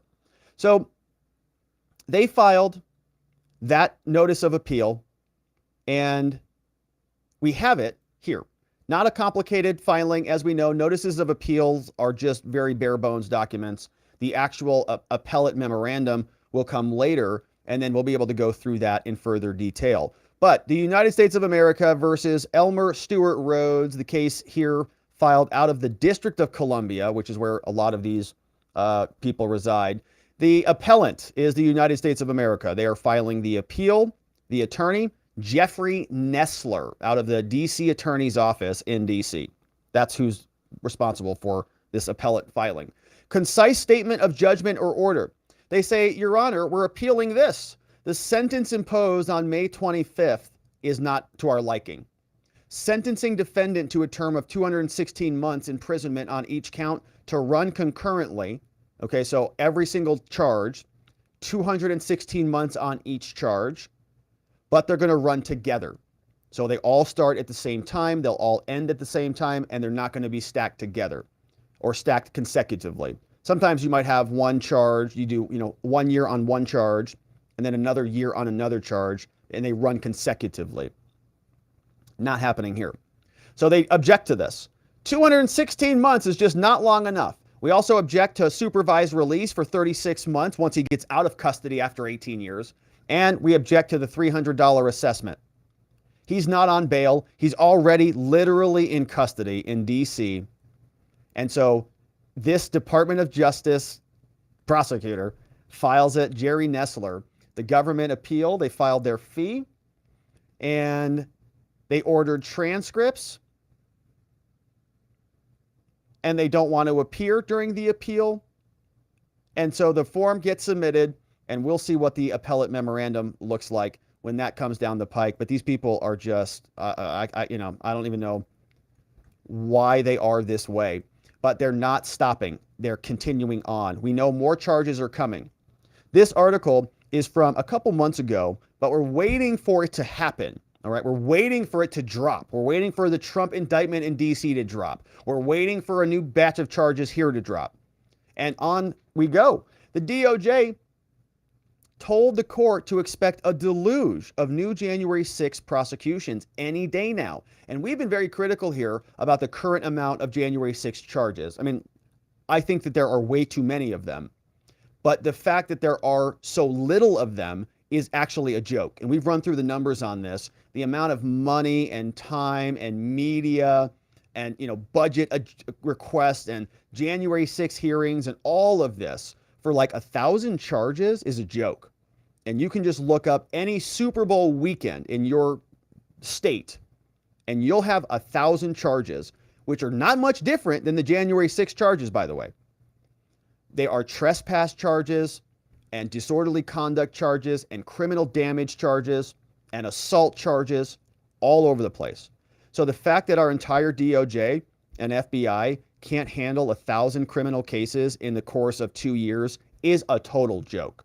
And we have spreadsheets on it. We made prior videos about this. You can just do the math on it. It's a joke. I don't know how many U.S. attorneys are assigned to these cases, but if you just did the math, the bare math on it, 1,000 cases, let's say one attorney can handle 50 cases in a certain period of time. And most of those 1,000, by the way, about half of those are closed. So it's like 500 open cases. It's a joke for the whole government to be focused on that. Okay. My tiny law firm represented 500 criminal defendants. No problem. And this is 1,000 people, former law firm. I'm not there anymore, but you get the point. We could handle that. So this is with, 6, 7 lawyers. So this is just a total joke. So the one-page letter, which was delivered over by Bloomberg News, was sent late last year to the chief judge. Now, am I not logged into Bloomberg here? Bloomberg, you punks. All right, hang on a second. Let's correct this. Are we signed in? We are signed in. Let's just do a refresh. Why is it? There it is. Boom, we're back in business. Okay, so they sent a one-page letter that was reviewed by Bloomberg from the DC courts to the judges. To the chief judge, and this has not been reported. So this was reported, this was sent last year. It offers details on what Attorney General Merrick Garland has called, which is a joke, one of the largest, most complex, and most resource-intensive investigations in our history, which is an actual embarrassment. So it's just like 1,000 criminal cases. You have, I said, a very rambunctious weekend. The FBI, they have a little bit more work because they have to take a field trip to a different state, but they've already got agencies and field offices in different states, so it's not really a field trip, you know? I mean, from DC to those states, a little bit more communication, that's it. So this letter actually was sent October 28th. And so we're waiting for this to drop any day now, from U.S. Attorney Matthew Graves to Chief Judge Beryl Howell. The department entered its 900th arrest, and they estimate that an additional 700 to 1,200 defendants could be coming. That could double the number of cases so far. Wow, to 2,000 of them. You're kidding me. With this month marking the 1,000th arrest, more than 1,000 people already been charged and clogged the court system over the last 2 years. So it's so dumb. The process, it's like 500 cases, okay? 500 of them have already been resolved through plea deals. It's like a joke. All right, and just look at your local state prosecutor's office. See how many cases they handle 1 year and see what this government has been able to do. Graves warned Howell in the letter that it was, quote, incredibly difficult to predict future cases, given the nature and the complexity of the investigation. He wrote that he didn't know how many of the new cases would involve misdemeanor versus felonies. We still have to make them up, so we'll let you know. But they expected a higher percentage of felonies. So they're just digging around for charges. He says, we expect the pace of bringing new cases will increase in an orderly fashion over the next few months. Ended the letter by saying the estimates could change. They're going to continue to monitor the statistics. They're only going to comment on this through official filings, and so we'll see. More than 500 people have already pleaded guilty to these, and 50 have already been convicted at trial. Okay, so 450 open cases, and the government can't handle it. It's embarrassing. So we'll, of course, watch and see. What they're trying to do here is squeeze the absolute livelihood, the absolute humanity out of what is left out of this justice system. Unhappy with the 18 years they've already gotten in their already victorious criminal prosecution, but they want more, because that's the type of people that we're dealing with in this Department of Justice. And it's only getting started. I imagine as Trump gets indicted, it's going to continue to get worse. We'll, of course, continue to cover it. And so thank you for subscribing, my friends. Thank you for inviting somebody over to join us as we cover this nonsense, and we'll look forward to seeing you as we do. All right, and so moving right along, my friends, we have some more updates on the Biden whistleblower. You know him. Gal Luft, the Biden whistleblower who has been indicted by the Biden DOJ. Some people speculate because he has blown the whistle on the Biden crime family. Now we know those prosecutors who have charged him donated to Biden. Very interesting. Kind of feels like a conflict of interest. Everywhere we turn, we find more U.S. attorneys, and in some cases judges, who conveniently donated to Joe Biden or people in his orbit. And they all have one thing in common. They don't like Republicans, they don't like Trump, and they don't like people who get in the way of their political momentum. And so Gal Luft is somebody who is blowing the whistle. There are prosecutors who are prosecuting him, and we'll take a look at their records. But something else is happening here. Democrats are saying that now, since the DOJ has actually indicted Dr. Luft, that they are colluding with criminals. And maybe the Republicans should be investigated too for colluding with criminals. I mean, the DOJ said so, so therefore it must be true. We've got guys like Dan Goldman said the Republicans have gotten duped and maybe the Democrats need to start an inquiry of their own. But here is the report from the Washington Free Beacon. Says that prosecutors of the Biden family corruption witness, Gal Luft, donated to Joe Biden and other Democrats. Very convenient. Says the U.S. Attorney's Office in Manhattan unsealed charges against Luft, who claims to have been given the FBI information about the Biden crime family business dealings. But we've got two attorneys who were on the case, Catherine Ghosh and Daniel Rickenthal. They conducted the interview with Luft in 2019. So they meet with him. He tells them, hey, Biden is a total disaster. He's a criminal, and this is what's going on. We didn't know, though. They were donating to the guy.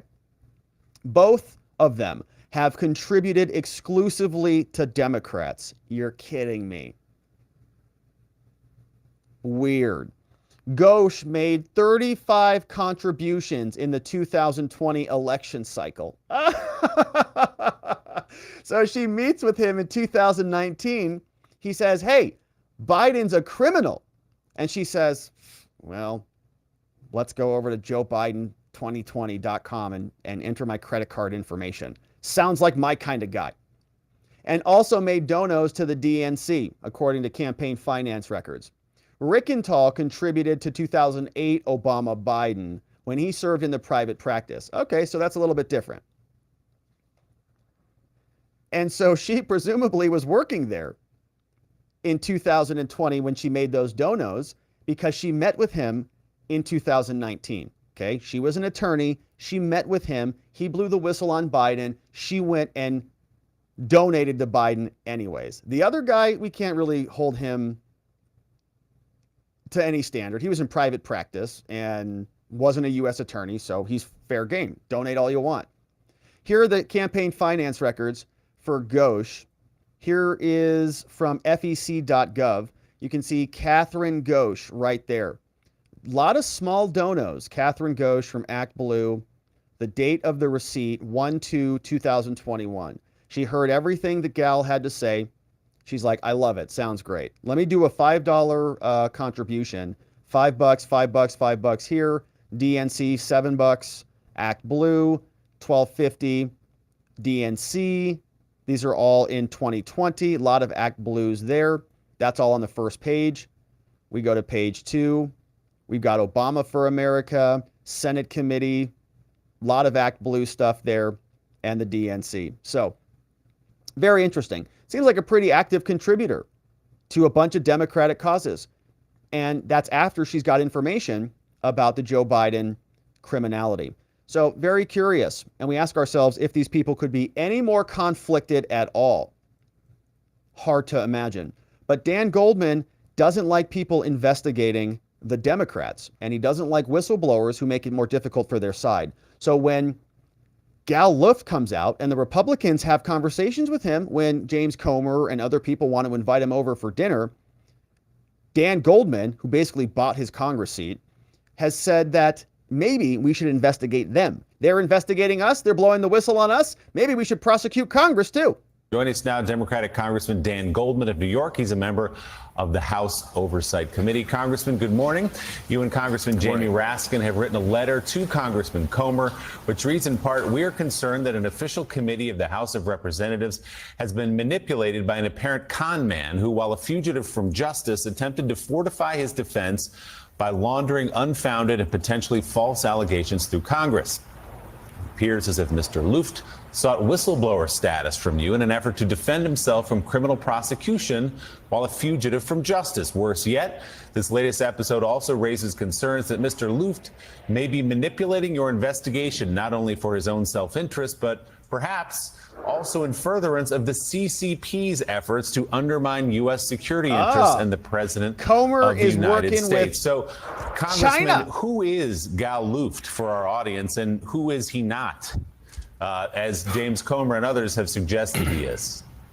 Well, he's certainly not a legitimate whistleblower, and what he is an alleged con man, as we said in the letter, who brokered a weapons for oil deal between China and Iran multiple times, who was an unregistered agent advancing the interests of the CCP in the United States, and who, very importantly, is indicted on making false statements to the FBI, including when he was there to blow the whistle on the Biden people, they turned around and indicted him for that meeting. You know who he was involved in a lot of this stuff with? Hunter. In the very meeting that he provided information about Hunter Biden to the FBI. Yes. So the remarkable situation that we're in now is that the key whistleblower, informant / witness in Chairman Comer's oversight investigation into the bogus allegations of the Biden crime family and all that is actually someone who has represented the interests of the CCP, has lied to the FBI, and is a fugitive from justice, who is literally running away from accountability from the United States court system. And upon receiving that information, it's amazing these people still think that we and other people who are maybe not as adherent to our justice system, that they think that we think that it's still legitimate. We don't. And Gal Luft agrees with that. He says, why am I going to go there to your fake court system where I'm not going to get a fair trial?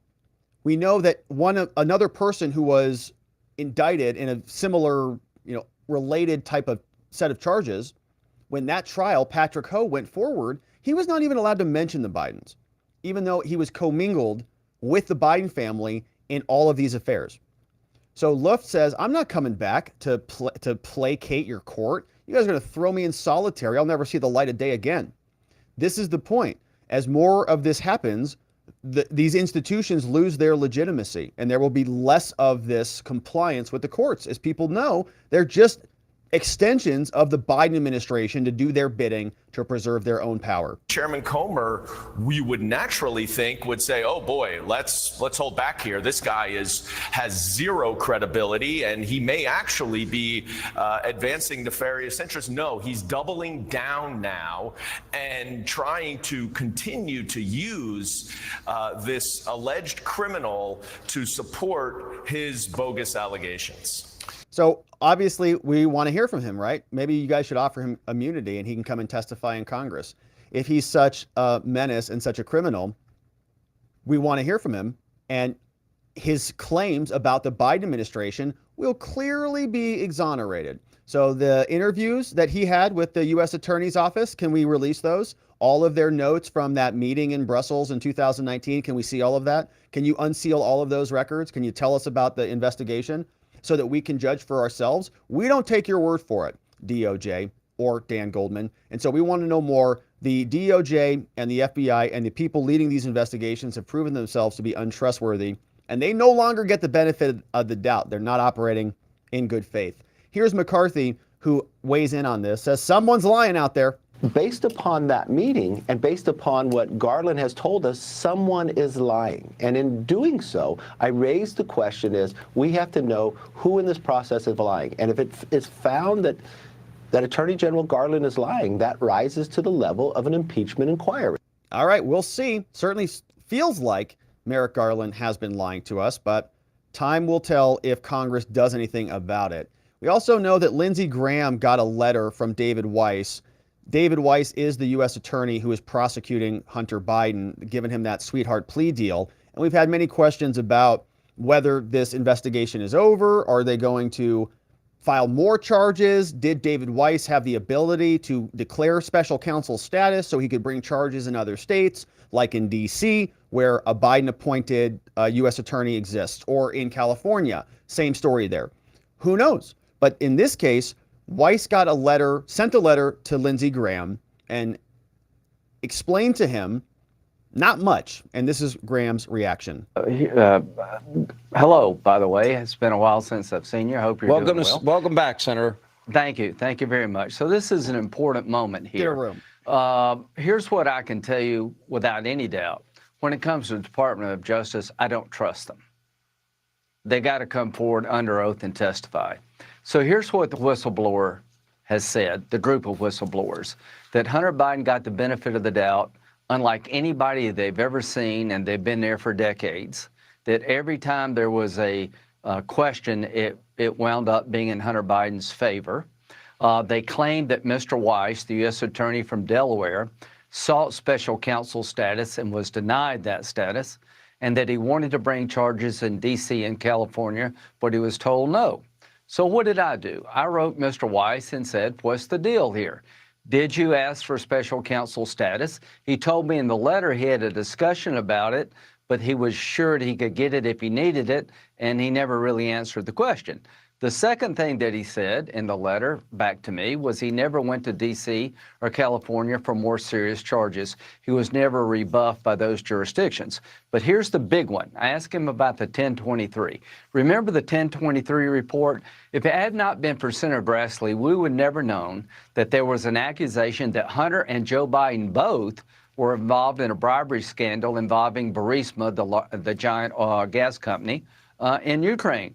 That 1023 investigative report was found by Senator Grassley. It was redacted. He got the redactions lifted, and we now know a credible source for the FBI, literally on their payroll, claims that there were conversations up to 15 between Hunter and Joe Biden regarding a gas company official in the Ukraine.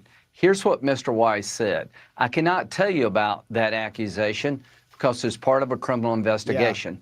That's one of two things. That they're still looking at Hunter Biden for additional charges. I don't believe that. They don't want to tell me what happened to the 1023 investigation. And I can tell your audience, you're all going to know what happened. Did they sweep it under the rug? Did they investigate and find out it was fraudulent? I want to know what happened to the accusations regarding Hunter Biden and Joe Biden taking bribes in Ukraine. I did not get that answer in this letter. I'm not going to stop until I find out how that accusation was disposed of. Good. Senator, Sounds like a good plan.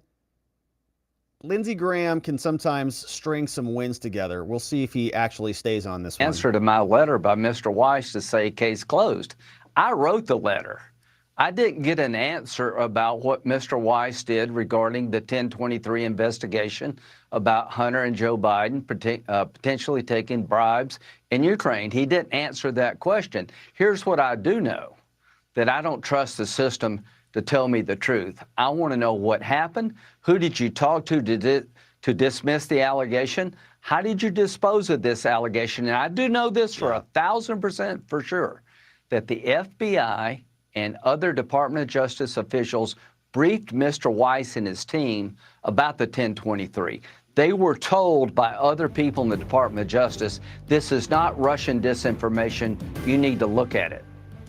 Well, all right. So that is curious. And we are slowly starting to see some of these connections materialize. We're getting more and more Congress people by the day, by the week, who are starting to scream about this. We've got Rubio, we've got Graham. You know, we're getting to a point where we might be reaching critical mass at some point, where maybe now we get something done about this, because we've also got to get the Senate upset about it. And we've got Graham, we've got Rubio, and others are speaking out. And we know that testimony is starting soon. Representative James Comer is explaining that we have whistleblower testimony from the Biden crime family whistleblowers very soon. Two people we've talked a lot about here read through their opening statements and their transcripts to the House Ways and Means Committee, I believe, Oversight Committee, and they explained all of the evidence. Two people, Gary Shapley and Mr. X, talking to Congress soon. All right, Congressman James Comer joins me now. Whistleblower televised when you guys have this hearing. It's going to be televised. We hope Newsmax will cover it. America's going to get to see who witness X is. Right on. And I think that both witnesses are going to have a wealth of information that they're going to be able to share with the House Oversight Committee. We have bank records. We have bank violations. We have very specific tax questions to ask these whistleblowers. And what we've learned from the transcript that they gave with the Ways and Means Committee, these two IRS employees knew a lot more than I would have ever dreamed about the Bidens and all the corruption that's taken place with all the shell companies and the various different bank accounts. They didn't know about all the shell companies, Rob, because they were told to stand down by the Department of Justice, but they knew about at least a third of them. So we've got some very specific questions, and I think that America's going to get to see firsthand just how involved Joe Biden was in the family's shenanigans and just how corrupt what the Bidens were doing was. Right, and just to remind our viewers, is that when they started blowing the whistle on the IRS, basically trying to shut this down and give Hunter this sweetheart deal, they blew the whistle and they were removed from the case, which talk about obstruction of justice. You're now demanding an unredacted copy of the FBI report made after the 2019 interviews with Gal Luft in Belgium. Luft claims that Biden took huge amounts of money from the Chinese for beneficial policy decisions here in the United States. It is the most damning claim that we've seen, and you're looking for more information from the FBI. Tell us about that. Well, Gal Luft worked for the same company that the Bidens worked for, CEFC. But yet the Department of Justice indicted Gal Luft for being an unregistered foreign agent. Now, I'm not saying that was the wrong thing for the Department of Justice to do. Right. I just think it's odd considering Hunter Biden worked for the same company and was paid about 25 times more than Luft.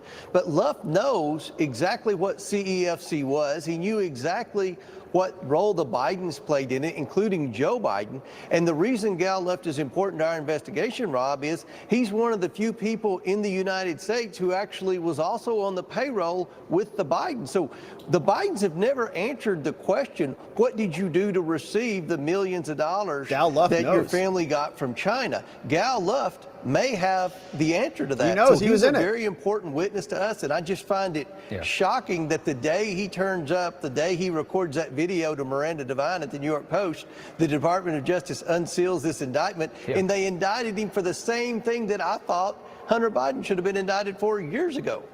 Let's just face the... Gal Luft actually told them, he said, post it up there, indict me, or show me the indictment. He knows he's already been indicted, and they posted it. But, you know, I think they did that literally to not necessarily call his bluff, but just to change the narrative. His video was spreading all over the place. They needed to say, uh-oh, he's a criminal.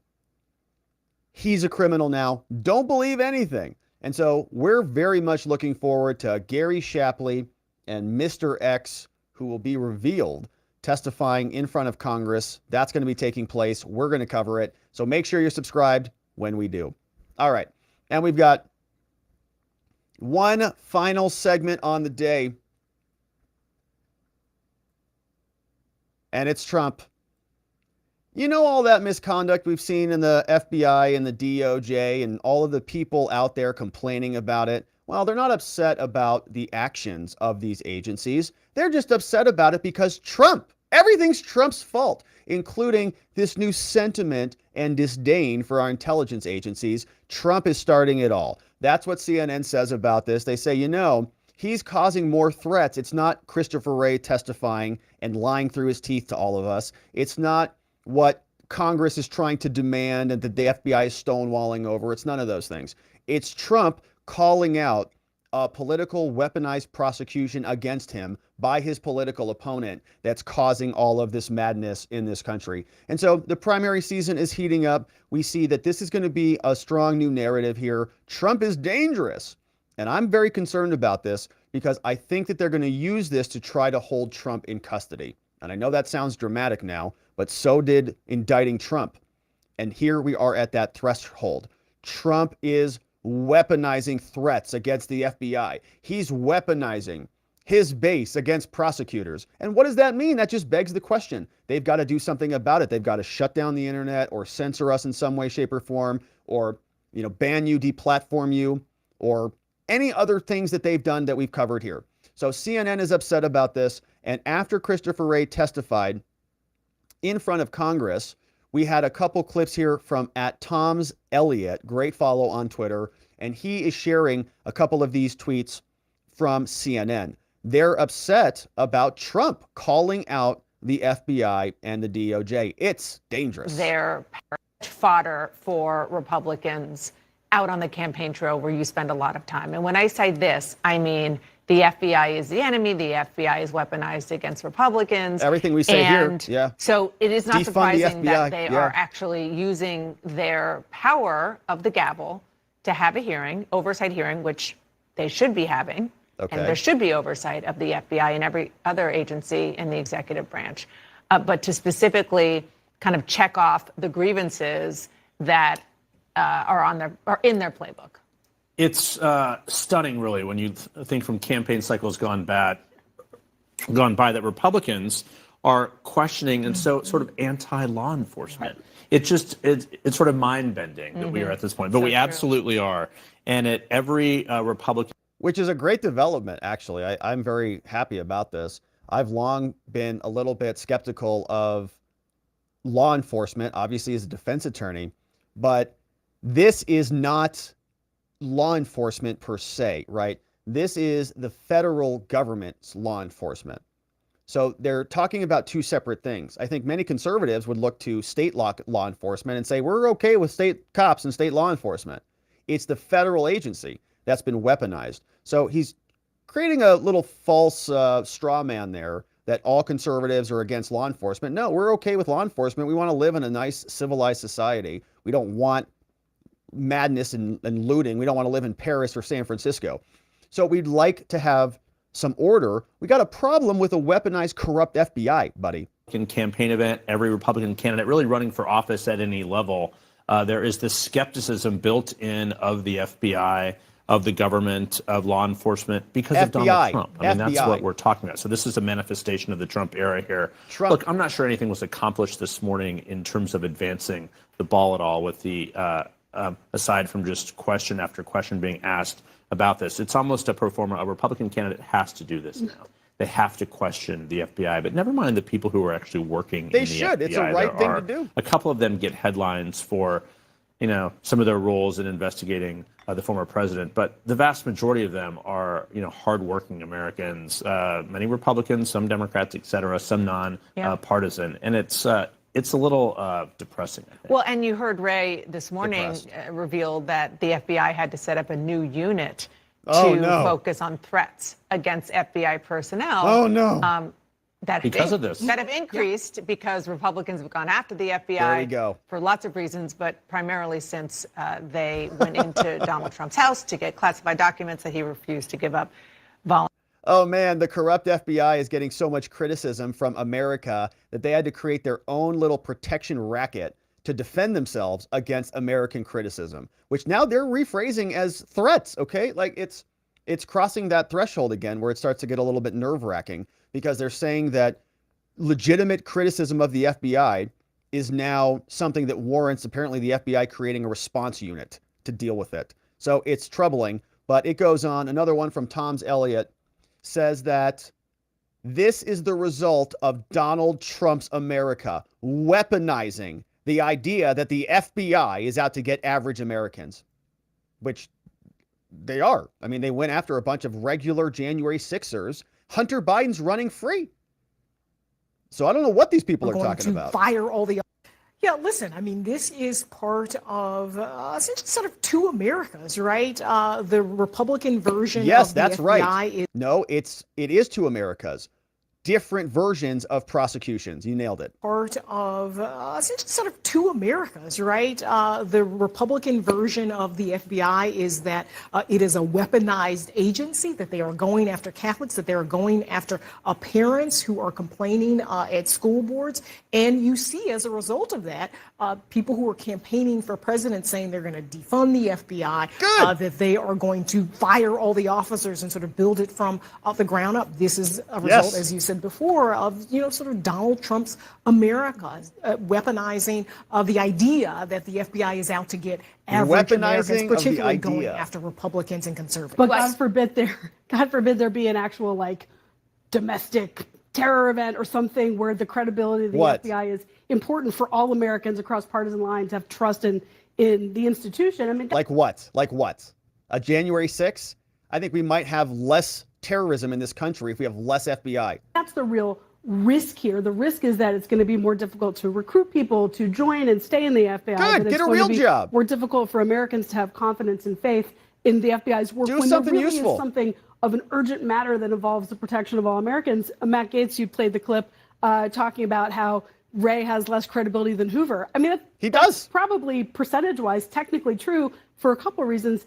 Every institution in America, from the press to the Supreme Court to the military, is under stress, but also Republicans are actively campaigning to undermine the credibility of the FBI. Yeah, in fact, we make it a huge portion of this entire show, you know? Yeah. Absolutely. And look, I just want to say that it is the job of the United States Congress to have oversight. Right. And there are questions. I mean, Wray admitted that there was a mistake made in the Richmond office when they deal with the Catholic Church. But the question is, kind of, is everything at an 11, to quote Spinal Tap, which I know you love to do, Jeff. All right, Yes, so just amazing. They're all a little bit shocked. I mean, how is this happening? I mean, I thought the FBI and Christopher Wray were all just trusted and true institutions that nobody ever questions, of course. And so we've got campaign primary season heating up. Christie was on with Anderson Cooper talking about Christopher Wray's performance.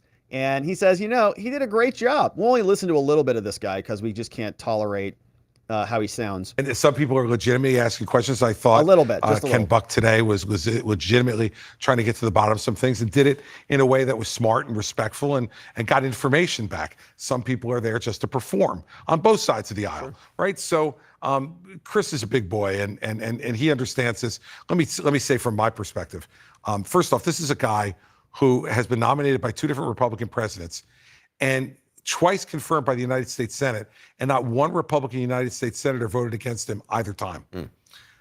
Secondly, this is somebody who understood, as he said in there today, the faults of the Comey FBI as laid out in the Durham report. That's why he fired every member of Jim Comey's leadership team out of the FBI. That's why he brought in a whole new leadership team and put in place a whole bunch of reforms that he detailed today. Have you seen any evidence that under Chris Wray, there's been weaponization of the FBI? I've not. No. Now look, it doesn't mean that there might be at times individual FBI agents who go rogue. And that happens. 38,000 employees. Yeah, go rogue. All right, so he's playing nice with the feds. I wonder what they're going to offer him for his role there. And here is Pence. Pence is also joining in on the fray. He says, you know, maybe Donald Trump should have conceded earlier and this whole January 6th thing would have never happened. And we wouldn't have needed to have this conversation about the FBI. I can honestly tell you, I know it's of great interest to many of you in the media, but it's just not what people were talking to me about on the ground in Iowa or when I've been in New Hampshire and other states around the country. Are people talking to you? Here in Indiana. People are talking to you? One voter actually did bring it up to you. She was of the belief that we played that you were clip. Essentially the reason President Biden was in office. You corrected her and said you did not have the authority to overturn the election that day. You didn't have the ability not to certify Biden's win. You just said that you believe the American people will hold Trump accountable. You have said that you do ultimately believe he'll be held accountable for that day. Does that mean you say that he'll be held accountable by the voters, not by the criminal justice system here? Well, I'm just saying that's what I would prefer in this case. But look, I respect the rule of law, Caitlin. I mean, you know where I stand on the Constitution. You know where I stand on the rule of law, and I want to let our judicial process work, and I want to be respectful of that. But you know, at the end of the day, I trust the American people in this matter, and it would just be my hope that ultimately questions around that fateful day would go to the American people. And I got to tell you, you're right. There was one person that brought up the events of January 6th and my actions that day. Busted, Pence. But just one. We did 12 town halls in 10 counties, and I have to just tell you, I was frankly grateful that she brought it up. I think there's been some misunderstanding that persists to this day. When President Trump has continued to maintain that I had the authority to overturn the election, but I had no right to overturn the election. I know that by God's grace, we did our duty under the Constitution on January 6th. But honestly, Caitlin, it just didn't come up as we traveled around, because frankly, the failed policies of the Biden administration have weakened this country at home and abroad. The American people are She cuts him desperately off. She doesn't concerned like that about pivot. those issues I affecting understand their that you're lives. saying voters didn't bring They're it not up. really looking in the rearview mirror, and Mr. Vice President, that's where I'm staying focused too. I understand that you're saying it's not something that gets brought up a lot by Republican primary voters, but when you talk about your actions on that day, you know, you're often praised for the actions you took that day, standing up to the pressure you were facing to take actions that you say you could not take, that everyone says you didn't have the ability to do. But do you ever wish that you had spoken up sooner, that you had come out and publicly conceded the election in the weeks before it got to the point that it got to, that you had said something before then? Well, honestly, Caitlin, I had frankly hoped all the way up to the waning days before January 6th that President Trump would come around on this issue. I'd seen it many times. You talk about times that we disagreed when I was vice president. I'd seen the president take a hard position on an issue and then take the opposite position and then engage in a debate back and forth. And I'll never forget that Monday night right before January 6th when he stood before a crowd in Georgia at a rally. And I had been in Georgia earlier in the day rallying folks for that special Senate election. And I remember he said, Mike Pence has got to come through for us. And if he doesn't, I won't like him so much. And then he paused and said, no, one thing you know about Mike is he's always going to do the right thing. And I remember in that moment, Caitlin, thinking maybe he's coming around and starting to see that that the people that had told him that I had some authority that the Constitution simply did not give me, nor should ever give to any one individual. The presidency belongs to the American people and the American people alone. But it was not to be, and sadly things went downhill from there. But I had hoped all along the way to persuade him of the rightness of our cause and our position. Let the process work in the Congress. Let the objections be heard. You remember, Democrats brought objections to electoral college votes in 3 of the last 4 elections. Okay, so I want to pause here for a minute. So we are getting very, Mike Pence is not a dummy. He's being very careful here, but we're splitting hairs on this a little bit. And I want to get clear on this because he testified with Jack Smith, and that testimony is going to be used against Donald Trump in the J6 prosecution. But here, we're not talking about the problem being the contesting of the election. All right, I want to be very granular with this. He is saying that it was okay for Donald Trump to object to the election. He just wanted the objections to be heard on the floor of Congress, and that we were going to have the hearings on it, and then that was going to be a formal process. Let it play out in Congress. He's okay with that. He was only upset with Trump urging him to make the decision when he was opening up the ballots and counting the electoral votes. All right. So it can easily be lost that we could argue, or somebody could make the argument that Pence is saying that all of Trump contesting the election was a problem. I don't think that's what he's saying here. He's saying the only thing that was a real problem was that he had the power unilaterally to accept an alternative slate of electors, which, by the way, we agreed with based on the interpretation of the statute. And I know many probably disagree with us on that, but we read through it all here and we said, I find it difficult for him to thread the needle on it. I think that he could have. I don't think that it would have been illegal if he had done that, because the law is ambiguous on this, but he didn't. And I think he took the default interpretation, which was the standard interpretation, but I think he could have gone the other way. And I don't think that that necessarily would have made it illegal. It would have been a historic breaking of precedent, and it would have signified that there was a serious problem with this country's elections, which of course there are, and it would have caused a little bit of a change, and it would have resulted in, a major breakdown, which is why he didn't do that. So that's a separate issue. Now we're asking ourselves, the reason why his testimony is important is because I'm curious about how it's going to be used against Trump in a criminal proceeding. I don't know how that's going to be used yet because we don't know what he said. But in this interview, he is giving us some hints at what he's talking about, that he disagreed with Trump in Trump's handling of this crisis or of this challenge. And that Trump was adhering, right? The reason why this is important is Pence is deviating himself from the standard of care. They're going to say that Trump did something that no reasonable person would do, that was knowingly, reckless, or something that was misconduct. And it's misconduct when you deviate out of the norm. A normal person would do this A criminal would do that. So Pence is saying, I am doing the normal thing. Trump was the deviant. And that language, the same testimony he's giving here on CNN, I'm guessing is the same stuff he gave to Jack Smith.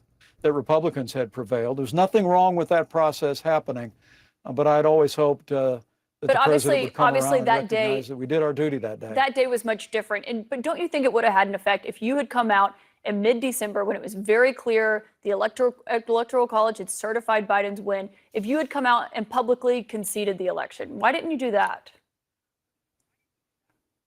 Well, I wanted to be respectful. Remember, we had about 60 lawsuits that were working, some of which were still in the courts. A lot of them were thrown out by in the immediate days before January 6th. Well, yeah, a lot of them were not, too. That's the reality is I wanted to respect the process. I wanted to make it clear that I was going to do my job Congress could make their as the case presiding officer over the Congress, as my 47 predecessors had done, and as vice president, serving as president of the Senate. I think we did our duty by God's grace. We did our duty that day. And I must tell you, I was very moved by that woman who asked me at the town hall meeting about it, that she later told someone on your network that she appreciated that I was a man of faith and said she'd consider voting for me nonetheless. So, yeah. I welcome the opportunity to talk about the record that we built under the Trump-Pence years, but I also welcome the opportunity to talk to people about what I understood to be my duty, and that if I have the great privilege of being president of the United States, I'll always keep my oath to the Constitution. All right, so they're trying to squeeze a little bit of testimony out of him, and I think some of that testimony, as it matures, will not be good for Trump, but we'll see what Pence actually said. And we have something coming up. We know that there is a summit that's being hosted by The Blaze. That's tomorrow. And so Tucker Carlson, I wanted to share that with you guys so you're aware this is happening. But Blaze Media is going to be hosting something tomorrow, July 14th, coverage starting at 10 a.m. Eastern time. I don't know what it is or when the actual summit is. What I'm guessing is this might be a long day's event, so individual interviews. We were thinking about covering it live, but we probably will not. I am, however, planning on covering the primaries, and so we will certainly do that and hit the highlights from that event when it comes out. But the media and many people in the primaries blaming Trump, saying he's weaponizing this whole process. Not the fact that they're weaponizing the process, but Trump complaining about them weaponizing the process is the real weaponization. And of course, we'll continue to cover this, my friends, wherever it is you are. Thank you for watching. Thank you for subscribing. And really, thank you for inviting somebody to come over and join us on this channel as we continue to cover this and more. And we'll look forward to seeing you on the next one. All right, my friends. Well, that is it for us on the day. We covered some good grounds. We've got Trump now is responsible for the failing FBI. Whistleblower Gal Luft is the subject of a Democratic inquiry. The DOJ, very unhappy that they got 18 years out of Stewart Rhodes. They want 25. Hunter escapes any criminality as per usual, with the cocaine inquiry closing up. And Ray Epps is suing Fox News, and he's told us he's about to be indicted. And so now, my friends, it's time to hear from you and see what you have to say. We're going to check in with our friends at watchingthewatchers.locals.com, our amazing community, and our friends on YouTube and on Rumble. And shout out to our friends on Rumble, man. We have a nice turnout on Rumble. We're up over 1,000 live concurrents on Rumble. Shout out to my Rumble friends in the house. River Dancer, The Rooster, Mr. Bigfoot, Isle Paint, Janek, Casamali, Tuggin's over there. A lot of our friends on Rumble. And so let's get this all pulled up on the screen so we can say hello and thank you to everybody in the house on this beautiful day. Where are we at?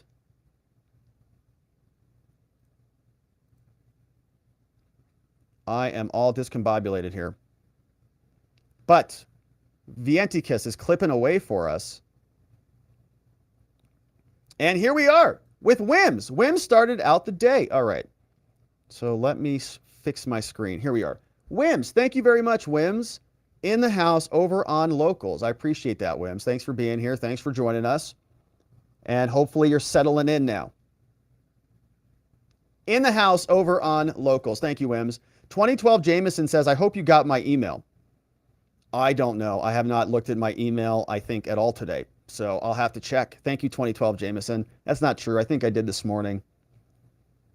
But I'll need a little bit more specificity on that one. But I'll look, 2012. Thank you for that one. Pickle Jars for Hillary says, has Epps purchased Clinton insurance yet? Has Epps purchased Clinton insurance yet? Or Biden insurance? He's going to need some of it. Good to see you, Pickle Jars. Hey, Spuds has been a member for 7 months. That's almost a full child. Clintonitis is always fatal. Rest in peace, Ray Epps. We're praying for Ray. Hopefully he survives. And hopefully he gets justice that is due, just like everybody else. Good to see you, Spuds. Thank you to John McGarvey. Says, it's my YouTube birthday. Happy birthday, John. 12 months. Oh my gosh, it's a full year. It's our anniversary, John. Oh my goodness. Wow. It's been a great year. Thanks for being here.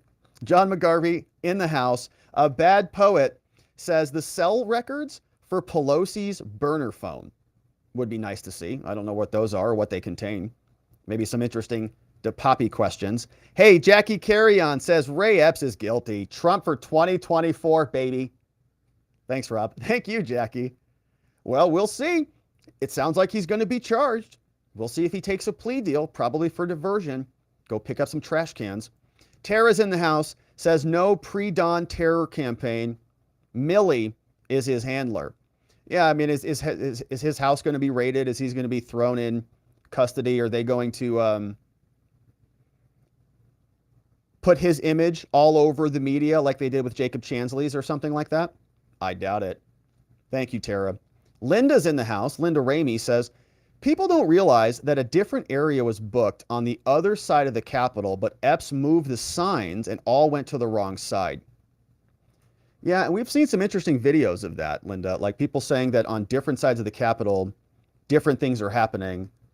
And really everywhere you look, there was very limited security. And we've played videos here on this channel of cops like tapping people on the shoulder and just letting people walk in. And I imagine those people were charged with crimes. We played those here on, some time ago. So thank you for that one, Linda, in the house. Jesser Bob says, if the coke was found in the area used by the VP, we should ask her, not Hunter. Fact, Harris is from California. Fact, Harris is not able to complete a speech without laughing like a person who is high. And fact, coke helps you stay thin. Need I say more? Looks like case closed to me. Kamala the crackhead has a nice alliteration to it too. Odama Amato in the house. That was Joe's coke to keep him awake. Something like that. I noticed that he was a little bit more vibrant today.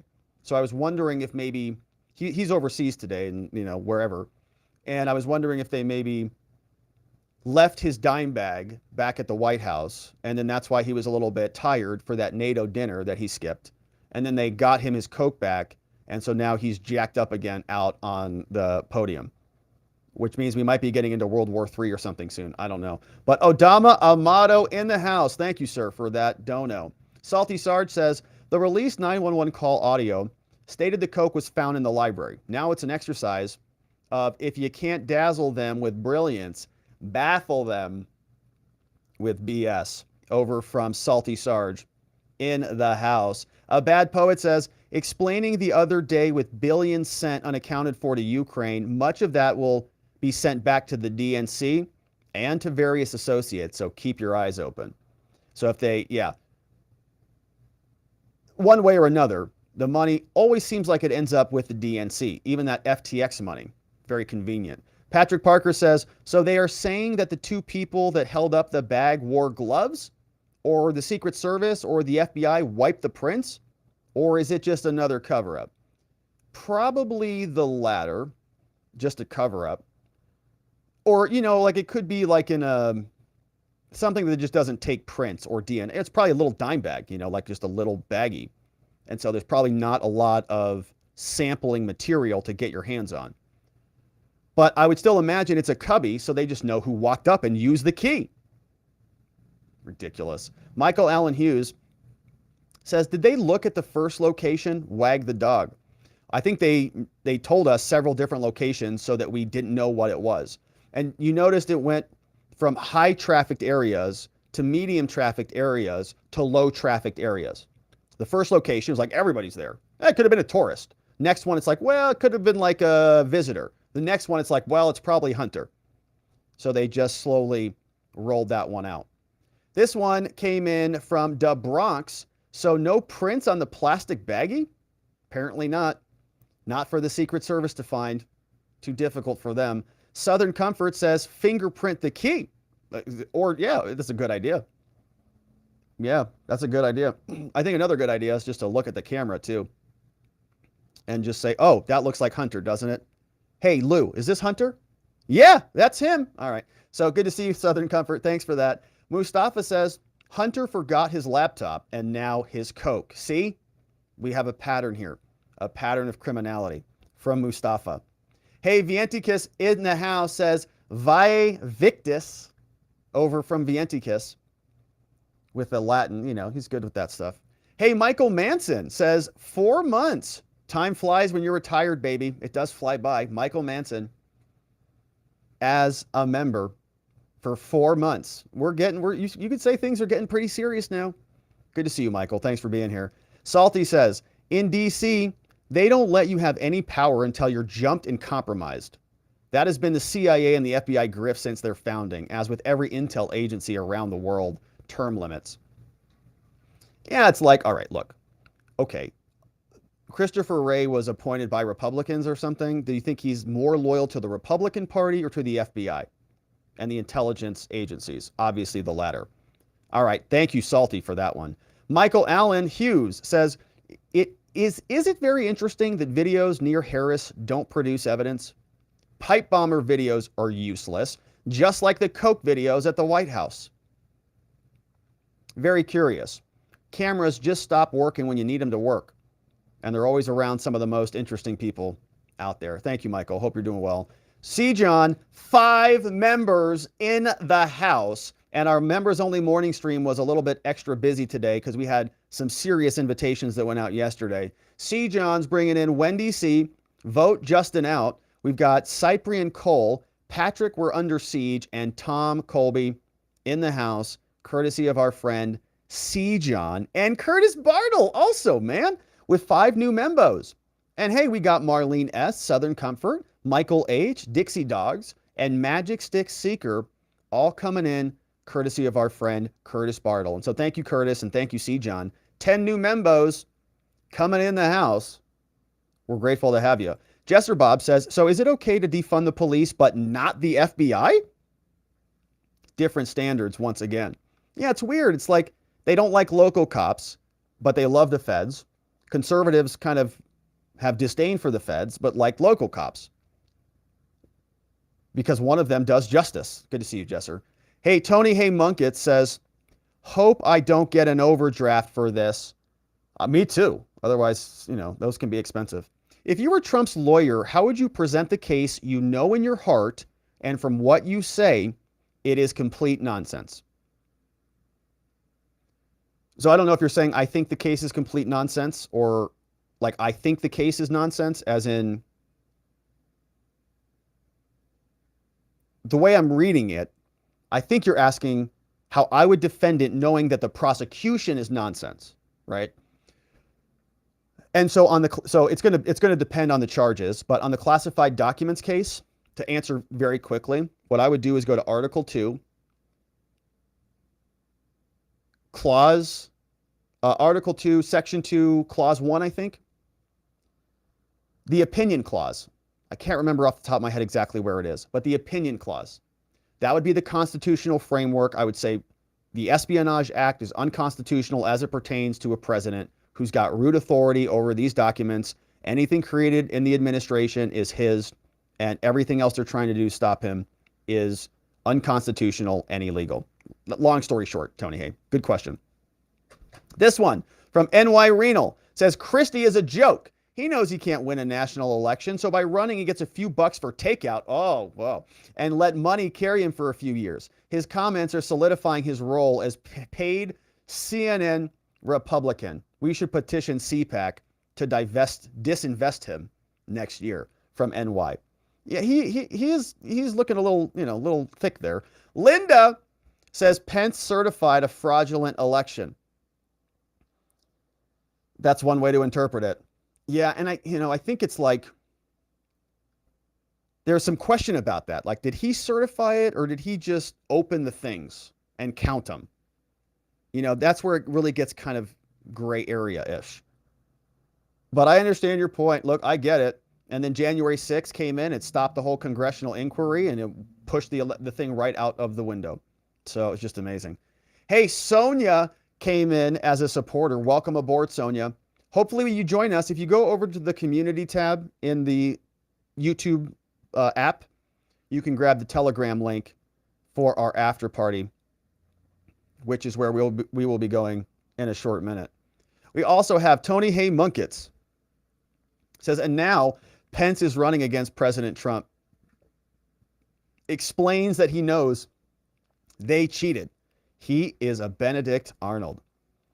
Mike Pence, yeah, he's in a tough spot. I don't know what his lane is. And I think Mike Pence, I don't think he's a bad man or anything like that. I think that he's trying the old model politician in a new current era. And I don't think it really matches up right. He talks like an old school politician, and people don't really want to hear that anymore. So he's going to have a tough road ahead. But we've got another one from NY Renal. If Pence communicated to the Senate ahead of time that he wouldn't certify, they would have postponed January 6th. Then the new incoming House would vote. It's happened before. Not in that way, but it is not ministerial, as he's stating. Yeah, we covered a lot of that history. I remember that. There were other possibilities, and Ted Cruz even came out on that day and suggested an alternative. This one from Locals. What's up, Cindy? Says, Rob, thank you for doing an awesome job tonight. Such a pleasure to see someone who has done his due diligence on every subject. Well, thank you, Cindy. Sometimes, we try to do a good job here. Sometimes we don't always get it right. Yesterday, Patriot Mom on YouTube pointed out a mistake I made on, I think I said something about 2016 was a Biden thing and it was a Trump era thing. So like I make mistakes sometimes and we fly through the stuff, but we try to be accurate and share the stories and comment and have fun, kind of mash them all together. And so I appreciate you being here and thanks for the tip as you join us. Hey, Coke Machine says, when the deep state's back is against the wall, what's their final play? That's a good question.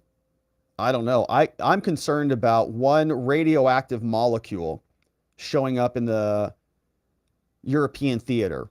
If there's one stinking European radioactive isotope that comes out of Zelensky's butt, I'm going to be pretty upset about this. It's going to be a big problem. So something like that could be like a COVID 2.0. I think that might be a reasonable thing. Yeah. Yeah, and we might be finding out. Jason says, well, hang tight. We're going to find out any day now. Just hang tight. We'll all find out. All right, that sounds horrible. Okay, that's from Coke Machine in the house. Thank you, Coke Machine. Viva Maga says, Rob, I'm also checking out the tubes over here on Rumble. The water is warm and the beer is cold. Smash that like and pound that plus-y sign, the plus sign, the plussy sign. That's what it is. Pound that plussy sign. Pound that plus sign. That's right. That's a little too close for comfort, Viva Maga. That's a little too close for comfort. But thank you for that one. JC, send Rob your email. Locals gift I want to give you. Hey, there you go. JC, send Rob your email. Locals gift I want to give you. From Facts Matter.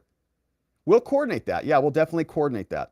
And Fact's been a member for 10 months. That's definitely over a baby. That's a baby in a month, which I know it's like incredible. Shout out to Facts Matter. Thanks for being here, Facts. And thanks for being an amazing member. All right, Pan-Seared Ribeye says, I think crypto via FTX was a method of funneling the Ukraine paybacks to the Democrats. Zelensky was buying crypto with some of the billions. I remember all of that. Yeah, we were asking ourselves that for some time. They were just cleaning it up in crypto. And I think, didn't the Ukraine, somebody posted something, I think, on their website, like they were investing in FTX or using some, it was like help facilitating payments on the battlefield, like one of those things. GSD lady says, and then, it's right where Kamala parks her car. Also, I heard the cameras in the West Wing near that Situation Room have been disabled due to construction. Yeah, I think that's what Jake Sullivan told us, if you believe him. Sure, because we don't need to keep an eye on outside contractors near the Prez. Yeah, I highly doubt that. I'm sure it's even more secure. Now, good to see you, GSD. Thanks for being here. We had Feshan Al says, my question is, who is filming Epps's interactions? Where did the footage come from? Well, I think a lot of people were just filming there. Like you go to a concert or something, everybody's filming stuff. Everybody's just keeping track of what's going on. And I think some people were live streaming, people were recording for their YouTube channels. I think everybody was just recording. People have like the GoPros on and all sorts of stuff. So I imagine that's about it, but good question. And this one from Adesia says Pence is drawing flies. Remember that when it was landing on his head? Is that a town hall or a debate or something like that? And so thank you, my friends. Extremely generous over from YouTube and Rumble and our friends on Locals. And now let's say hello to our friends on Twitter. See if anybody's joining us over there. 5 viewers, baby. Woo, woo. Things are pretty out of control over here today. It's a beautiful Thursday. Deplorable Fred joined us. Here's Danny McWilliams, says, every time I hear the Democrats, this is how I feel. Sometimes I feel that way too. We had a little bit of that today on the show. Deplorable Fred says, it is a profound and dark travesty the way Epps has been treated by Fox and the Watching the Watchers chat. You heard it from Johnny. He's disgusted. It's a profound and dark tragedy the way we've treated Ray Epps here. Disgusting behavior. You hear that, chat? I hope you think about what you've done here. It's time for reflection. Ray Epps lives in an RV now. That's what we've done to him. He says, by the way, Christie was the one who suggested Ray to Trump. Of course, he loves him. They're great friends. Yeah. We had James Pepper says the Secret Service can probably smuggle a lot of cocaine in through their presidential limousine and their entourage of cars without going through customs. And this looks like it's Cat Turd says, don't care, still voting Trump, which is a good way to handle it. Hey, this one's from Vientikis. It says, watch this clip of Dennis Bushnell, head of the NSA. When you get to the end, ask yourself, how many people does it take to crush a free society? For context, there's more on the topic after this clip where he talks about benign things in relation to what he ends with. All right, 30 seconds. Here we go. Humans are now becoming cyborgs. We have cochlear implants to hear, artificial retinas to see, NASA, artificial hearts to live, artificial limbs to move, artificial organs to functions, and brain chips. There's a couple 100,000 people wandering around with brain chips now to fix congenitally defective brains and increasingly to fix memory and other things. DARPA's working on brain chips for super soldiers. Okay, cool. So that's from NASA. Sorry, not NSA, from NASA. And super soldiers and all sorts of stuff. I think this is the technological humanism type of merge conversation that's happening. Certainly interesting stuff out there. Hey, I saw this too. This one got flagged from Raven Madness. Thank you, Raven. This one says that the White House issued some, I haven't read this yet, but select reserve and certain members of individuals are being like mobilized or something. I don't know what's going on here. That's from Raven Madness. I saw that flash through, but I wasn't sure exactly what it was. Another one from Raven. Thank you. Linking the Ray Epps interview. Tin Man asks, do you think the government will ever say it's guilty? No, never. Hey, Cricket says, just an FYI, I looked into it. Evidently, Coke has the opposite effect on people with dementia. So probably not Joe's Coke. Matthew Rees says, has a comment about Rusty Bowers. And Pumpkin Marie says, watching the Watchers on YouTube and Twitter. Double the Robert, double the fun. Thank you for that, Pumpkin Marie. Hey, this one came in. Good one from Brian Housing Group. He says, to answer your question, As a former infantry Marine, thank you, sir, I am pissed at this Marines at the front nonsense.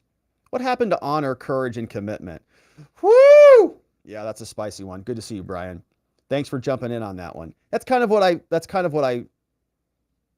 you know, it feels like it's kind of, I'm not a Marine, but it's like exploiting that. It's like, why were you doing that? Well, it's because I'm a Marine and Marines are at the front. It's like, wait a minute. All right.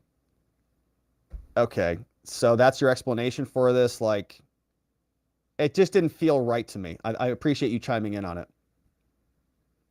Yeah, it didn't sit right, you know, with me. Anyways, so thank you for that. And those are our friends on Twitter, my friends, and we'd love it if you joined us over there.